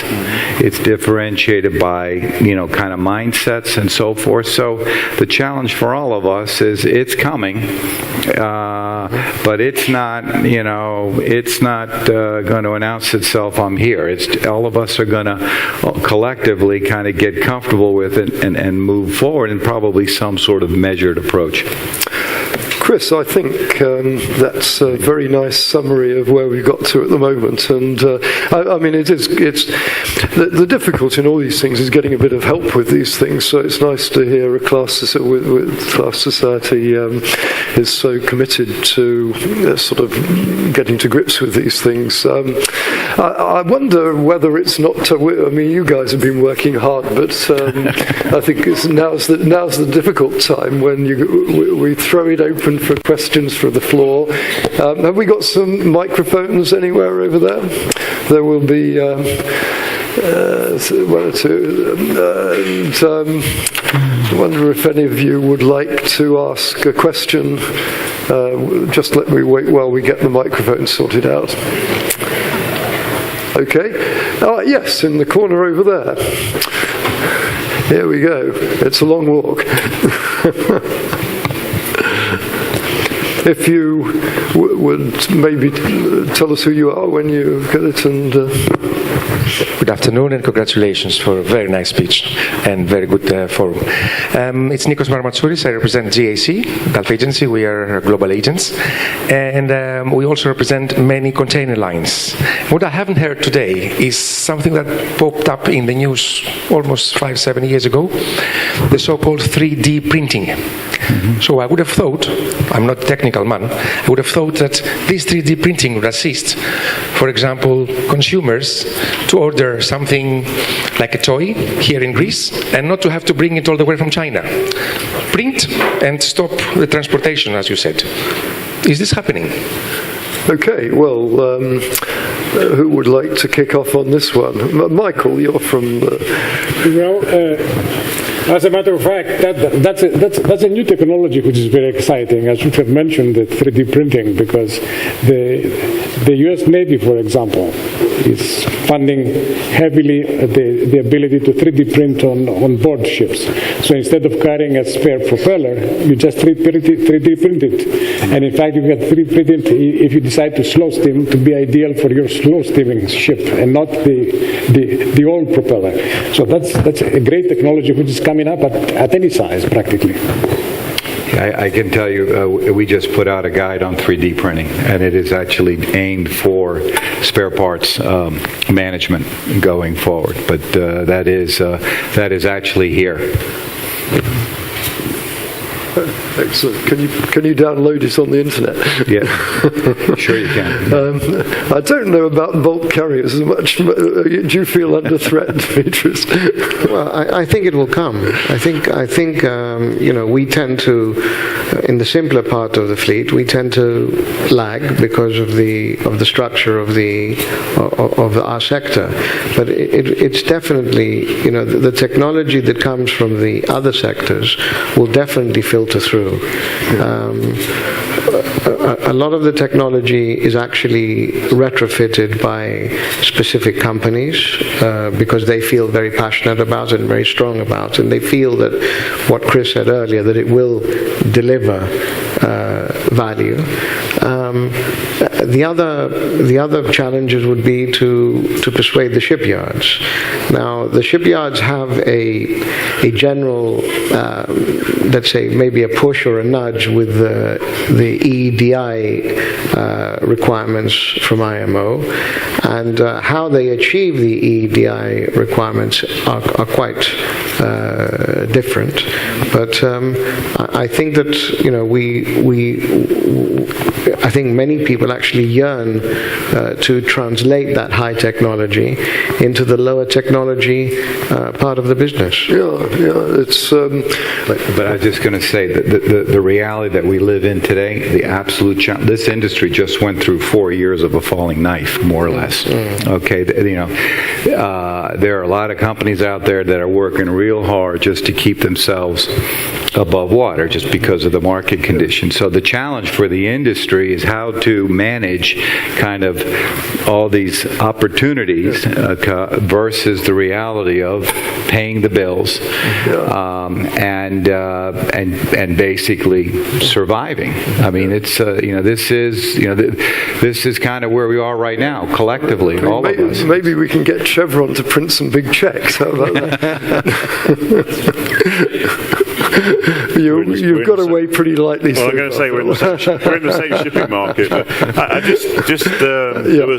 think there was almost a second part to that question there, or what we were getting at is. And we've talked around speed, voyage optimization, logistic chain optimization. But one part of this is we see the Walmarts of the world and others who are looking towards reducing the greenhouse gas signature of the carbon signature of their products. So whether we'll see manufacturing move, so we're tending to look at it, how do we make shipping more efficient within the places? But the shipping efficiencies we've seen over the last 20 or 30 years have allowed manufacturing to move to different areas around the world. The question is, as the world starts to focus more and more on the environment and on greenhouse gas emissions, etc., are we going to see a change in manufacturing and where manufacturing takes place because of things like, disruptive technologies like 3D printing, which may well allow some of those industries to move back into the developed countries, and we may see a shift in sort of trade patterns that might come from that. Yeah, I mean, I'm right behind that. In fact, I spent an hour on the phone this morning talking to a German journalist about this very topic. Yes, carry on. Oh, we've got competition. How much is it worth? It was a great presentation from all five of you. Thank you very much. And to the journey to 2050, the technology's role in shipping. Yes, technology is here and it is lagging a little bit, the technology that we see in airplanes and in cars. But what we're really aiming at is 2050 with zero emissions. Do we really do justice by saying that the ships will become zero emissions? Can they achieve that with the current level of fuel that we're using? Or should we change, as Professor will remember that his fellow student, Stavros Nikolaidis, has worked with Professor Hadjopoulos on the nuclear-powered ships. Shouldn't we include that technology as the biggest and the leading role in shipping by 2050 if we want to eliminate that? As Phil said, Captain Phil said, we should really look at it, all the technologies, not only shipping. Shipping is a very minute little bit. We produce, you mentioned about, we produce as Earth, we're producing 30 gigatons of CO2. And you were talking about a few 100 million. I mean, really, is it not disservice to shipping to concentrate, to lower by a little bit when we really have growth in trade? What does it do? It grows the GHG emissions. Growth in population. Doesn't that do something about it? Doesn't the people produce by even breathing? Thank you. Well, that's a big question, and I think the key issue you're raising is whether we should have nuclear power in the whether I should have included it in my list. It's been on and on, that presentation. You're not the first people who've had those scenarios, and nuclear fuel goes on and off. I met a guy in Tokyo 2 weeks ago who works for an American company which was quite adamant there's no problem with nuclear power. But then I looked in the latest RENA Naval Architect magazine, Warship Supplements, and it has an article about the fact that the UK, every single nuclear submarine we ever built, some of them 40 years ago, they're all there, sitting in a row, while we argue over how you get rid of them. And I think that's the big problem with nuclear, is that whatever the technology for getting rid of them, the consensus against it is enormous. But maybe, Michael, this is something you've gone into. Have you gone into this one? Not really, because the only nuclear commercial ship I remember is the Savannah in the US. And so, as you say, it's a very nice ship, and it performed extremely well. Nice ship. I don't know where it is now. Does anyone know where it is now? Just been scrapped, hasn't it? Has it been scrapped? Yeah, recycled. Oh, okay. Well, there are actually 7 I ran off from our fleet database all the ships over 3,000 tons, and there are 7 nuclear ships operating today. A prize for actually, I've had a prize. I'd offer a prize for who can guess what they are. One of them's been in the news. Icebreakers. Icebreakers, yes. No prize. I haven't got one. Sorry. Martin, one comment on nuclear. So listen, a commercial nuclear power plant's not a problem. I mean, I think the issue with nuclear, keeping that aside from all the other alternative fuels, is quite honestly the societal issues and concerns, what is the public and the general public reaction to that. And I think that's probably the only thing that's stopping that. Listen, in the United States, we can't even put nuclear power plants on, land-based nuclear power plants going forward.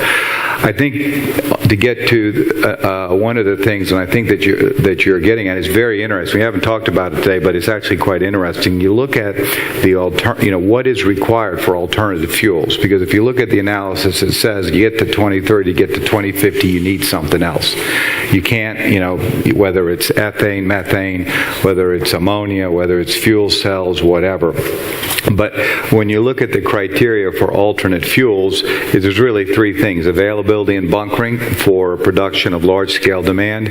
We talked about energy density as it relates to onboard storage, CO2, SO2 emissions, and then safety, risks, and handling. And I think the challenge for us as we look forward is just take a look at LNG. LNG as a fuel is a great example of the framework that we have right now today. No other every other alternate fuel is going to be going through exactly the same criteria and the same journey that LNG is going to as a fuel right now. And look at what we have in front of us right there. It's very promising, but it's not going to be the one fuel solution. And I think there will not be one fuel going forward. I think it's going to be there's going to be hybrid solutions, whether it's application of technologies or different fuels. And I think this is going to be the big thing. It's the big theme here. It's not one size fits all going forward. We're leaving the era of one size fits all, and we will have multiple solutions, and each of these multiple solutions is being developed as we speak. Some of them will go to what we consider now to be exotic, like for instance hydrogen fuel, which can be used in our existing slow-speed engines. Although if we use hydrogen at the moment in a slow-speed engine, we still need 15% pilot fuel. If we use hydrogen in a spark ignition engine, we can achieve 100% hydrogen use, but of course we won't have the efficiency. So we're leaving the era of one size fits all. Fuel oil in all of its forms powered everything from a ULCC down to a rubber dinghy, and now we've got multiple solutions. Because of human weakness, everybody that creates or everybody that develops a new fuel or a new concept will come out and say this is the solution. It's very human to say that, but in fact we have to resign ourselves that we're going to have multiple solutions depending on whether it's short sea shipping, whether it's a liner trade, whether it's a deep sea trade. We are going to have a patchwork of different kind of fuels, and even amongst the fuels themselves. For instance, there is a very, very high probability that as we speak we have the fuels available. If we, for instance, take what the energy companies are already experimenting with. If, for instance, you take biogas and apply, for instance, gas-to-liquid technology using biogas, and then enhance it with a better GTL, which you can make from LNG, this combination at the moment probably fulfills the 2050 requirements, because 2050 doesn't talk for total zero carbons. It talks about a huge reduction in our greenhouse gases. So we probably have the solutions at the moment. Simply the solutions are not commercially viable, and if these solutions exist for a large number, or rather if these solutions develop, like for instance a liquid fuel which will have a very, very low carbon content, then this will allow us to apply it to our existing vessels and our existing crew and our existing handling facilities very quickly, very easily. But it's, again, I think it's the energy companies which are are the energy companies which are leading the way, and it's the energy companies which will bring these fuels to our market, unfortunately, when they want. But anyway, not like this certified low sulfur. Oh, didn't say that. Yeah. Right. I think we ought to move on and give more questions. So, do you? Yes. I just wanted to ask whether you think we are actually keeping up with technology. Thank you. Are we keeping up with technology? The job of the chief engineer has changed tremendously, from doing a watch in the engine room to doing a watch now in the control room, and all the information and data is now coming back to the office. So we have to analyze it and tell him what to do. And then all of a sudden, when we've learned how that equipment works, it's obsolete. Digital equipment becomes obsolete a lot quicker than the old heavy machinery. The old R&D Sulzer didn't change for 20 years, but the module that you have on your new MAN is obsolete after 5 years. The human element is going to be, I see, one of the biggest problems we're going to face. Will we be trained enough? You said to bring all the ships, the 50,000 ships, into the modern technology. Will we have the crews able, or even the shore-based personnel, able to handle all this new technology? Thank you. I think, Chris, you were mentioning a lot about human side of this sort of thing. Do you? Yeah, I think that in general, the challenge for us as an industry is, in fact, we're looking at this at ABS as we look at our next generation of talent, is, we are looking for adaptive learners. We're actually looking to figure out, in terms of where we recruit for our talent, do they have skill sets, because technology is changing, and you have to have essentially a continuous learning mindset. But the bigger issue is the commitment of the company, because the company now also has to have a continuous learning program. And because without that commitment from the company, you are not going to be able to take this adaptive mindset that you have. Go look at Google. Google's a great example. That's a little bit further out, how they actually recruit people, identify people in that type of environment. Now, we're not there yet, but I think the two principles of beginning to recognize that you need a adaptive, continuous mindset, and the company has to be in a position to commit. In order to compete in this market, you have to commit to put essentially a continuous learning environment in place with different types of training programs, not just experience anymore. Experience is very important, but you have to have blended programs, web-based programs. You have to have a lot of things. This, I think, is going to be one of those, big challenges that we will face as we all collectively move to this, whether it's a classification organization, whether it's a shipping company, anyone that moves into this is going to have to recognize that. Thanks. I think I always felt, just as an aside there, that this sort of information management was something that Greek, especially the old family island groups, are very good at. You put a lot of information. You had your master, your captain, your chief engineer, and they all knew each other very well and replicated views. Whereas in the meantime, the last 50 years, we've lost that, because you take what crew you can get.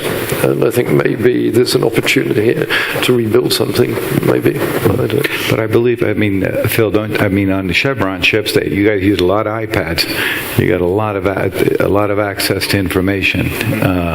So the tools are even available to be able to to get that information in front of someone to make a decision. It is, and I think but it goes back to training and competency as well. And I think we're very fortunate. We have a steady workforce. All of our officers and crew are still Chevron employees, so our attrition rates are very low, which again, I think in the environment we're moving into becomes even more important.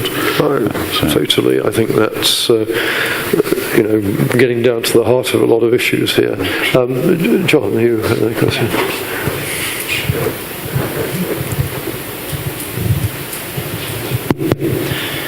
Yes, thank you. I haven't heard anything in all this kind of reduction parameters, the reduction that we achieve by the size of the ships. And I presume that in all your extrapolations, you have assumed a kind that the increase of each segment would be the same until 2050. Which is normally how all these projections work. If we look, for example, in the container industry, I mean, in 2008, the largest ship was 10,000 TEU. I mean, today we have 20,000 TEU, and at the same speed, the carbon footprint of the larger ship is at least 30 to 35% lower. So it's definitely speed is one parameter, but when we're trying to project in the future, it's extremely important that we take into consideration the shift in sizes, because that is going to dramatically reduce the actual consumption that we're going to have on a per ton mile basis. And we should not penalize our industry and the goals that we are setting by not taking into account the shifts in the sizes and the way that the trade is going to develop. Okay, yes. You're talking about the projections that I put up. I mean, I have to say, I dreamt that thing up. I was doing a conference at Worcester just before Christmas up in Tromsø, and they were interested in the environment, and I ran off those, adapted those scenarios from a model I've used for many years. I did actually take economies of scale into account, but what I've found when I looked at it, which I've done many times over the years, that you get the carbon benefits diminish very rapidly as you get over a certain size level, and the biggest savings you get from it moving smaller ships upwards. For example, I would think, the movement from, say, the B-37 to a Supermax for bulk cargoes is a massive saving, because you're onto a very steep part of the economies of scale curve, whereas when you go from, say, 10,000 TEU to 20,000 TEU, it's quite small benefit, because you're just pushing more cargo. You don't get a lot of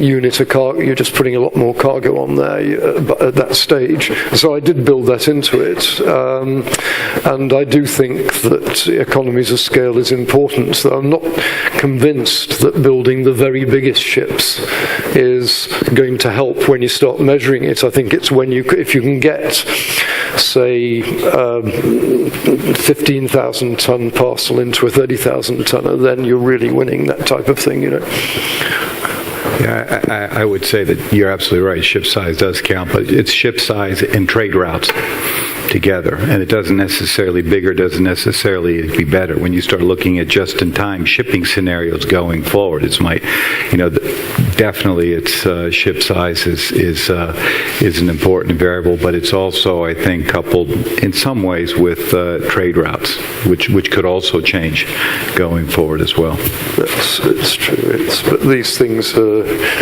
difficult to. I mean, the difference between what you get out of a model and what happens in practice, two very different things. But yes, okay. We've got one there. Yes, okay, please. Thank you. Hello.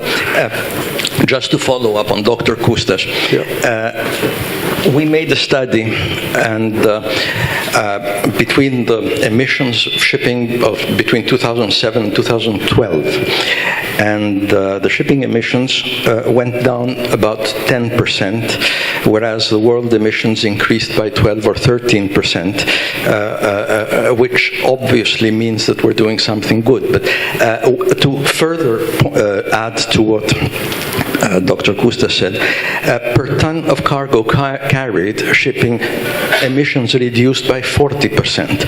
About, I think if I remember correctly, about 12% of that was because of the bigger size, and the other one was because of the lower speed of the ships. And all these happened at a time where there were no regulations whatsoever about speed, prices, everything was price sensitive, which brings me to the point that saying that if to underline what IMF said in their whatever it is, COP15 paper in 2016 that they did, that they said that the price is a businessman's best incentive to change, to amend his ways.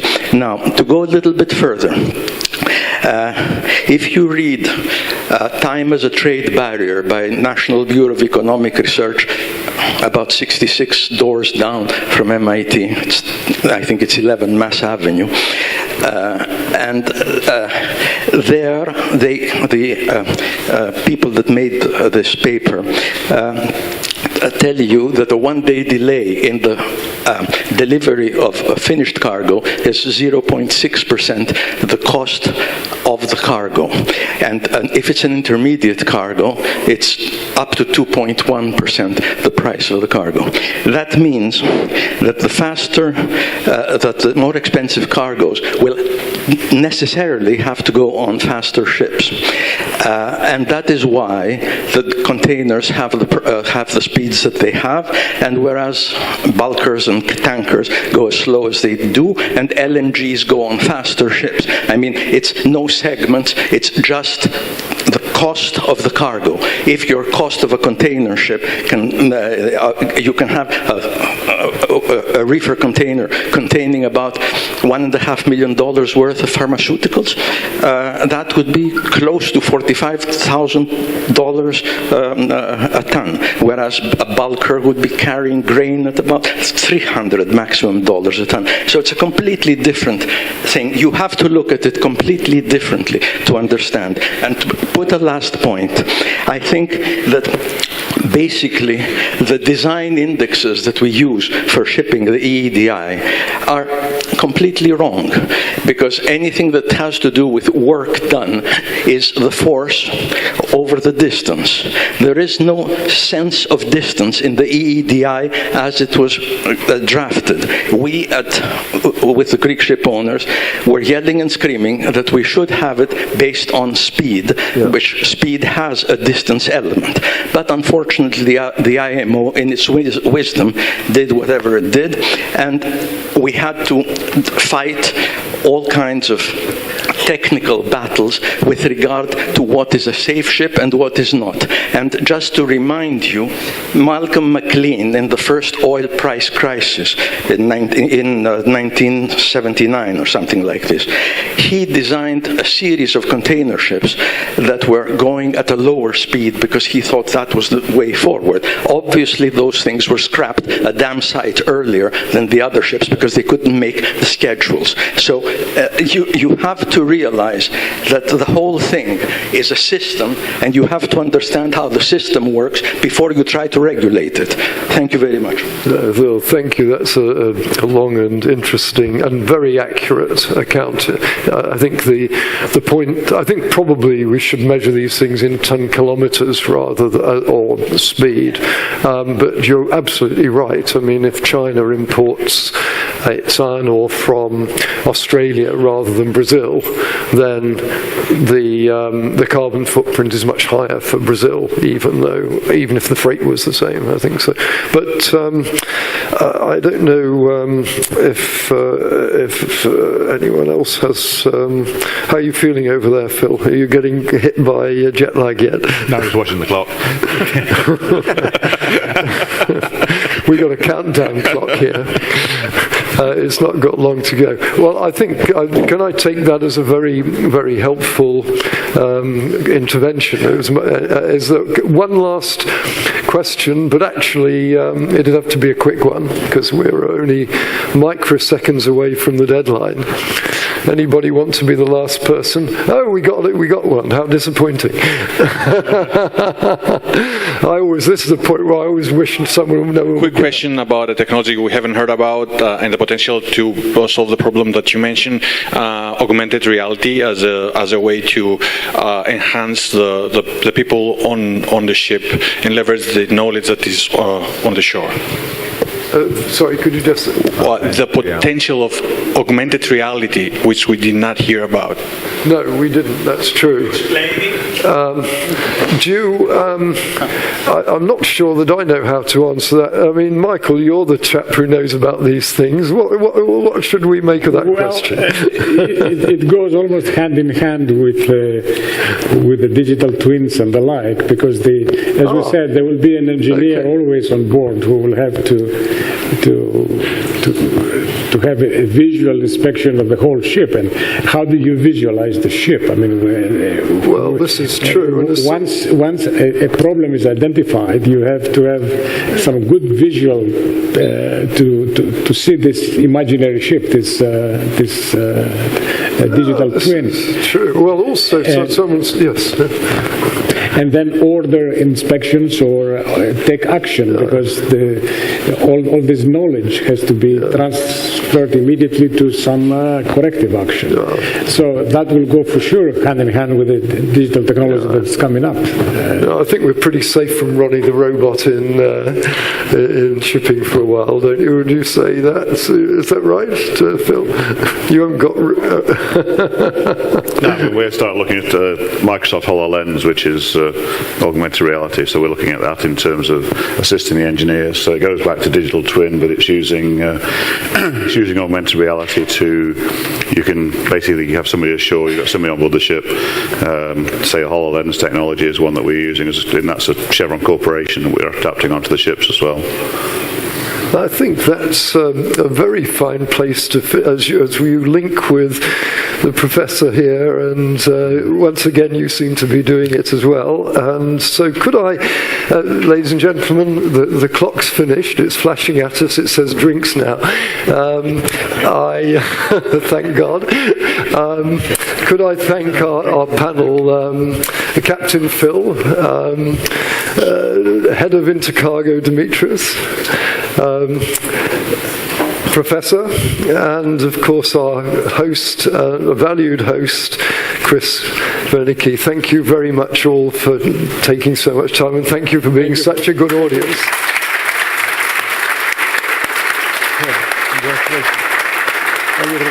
Well done. Well done. It was great.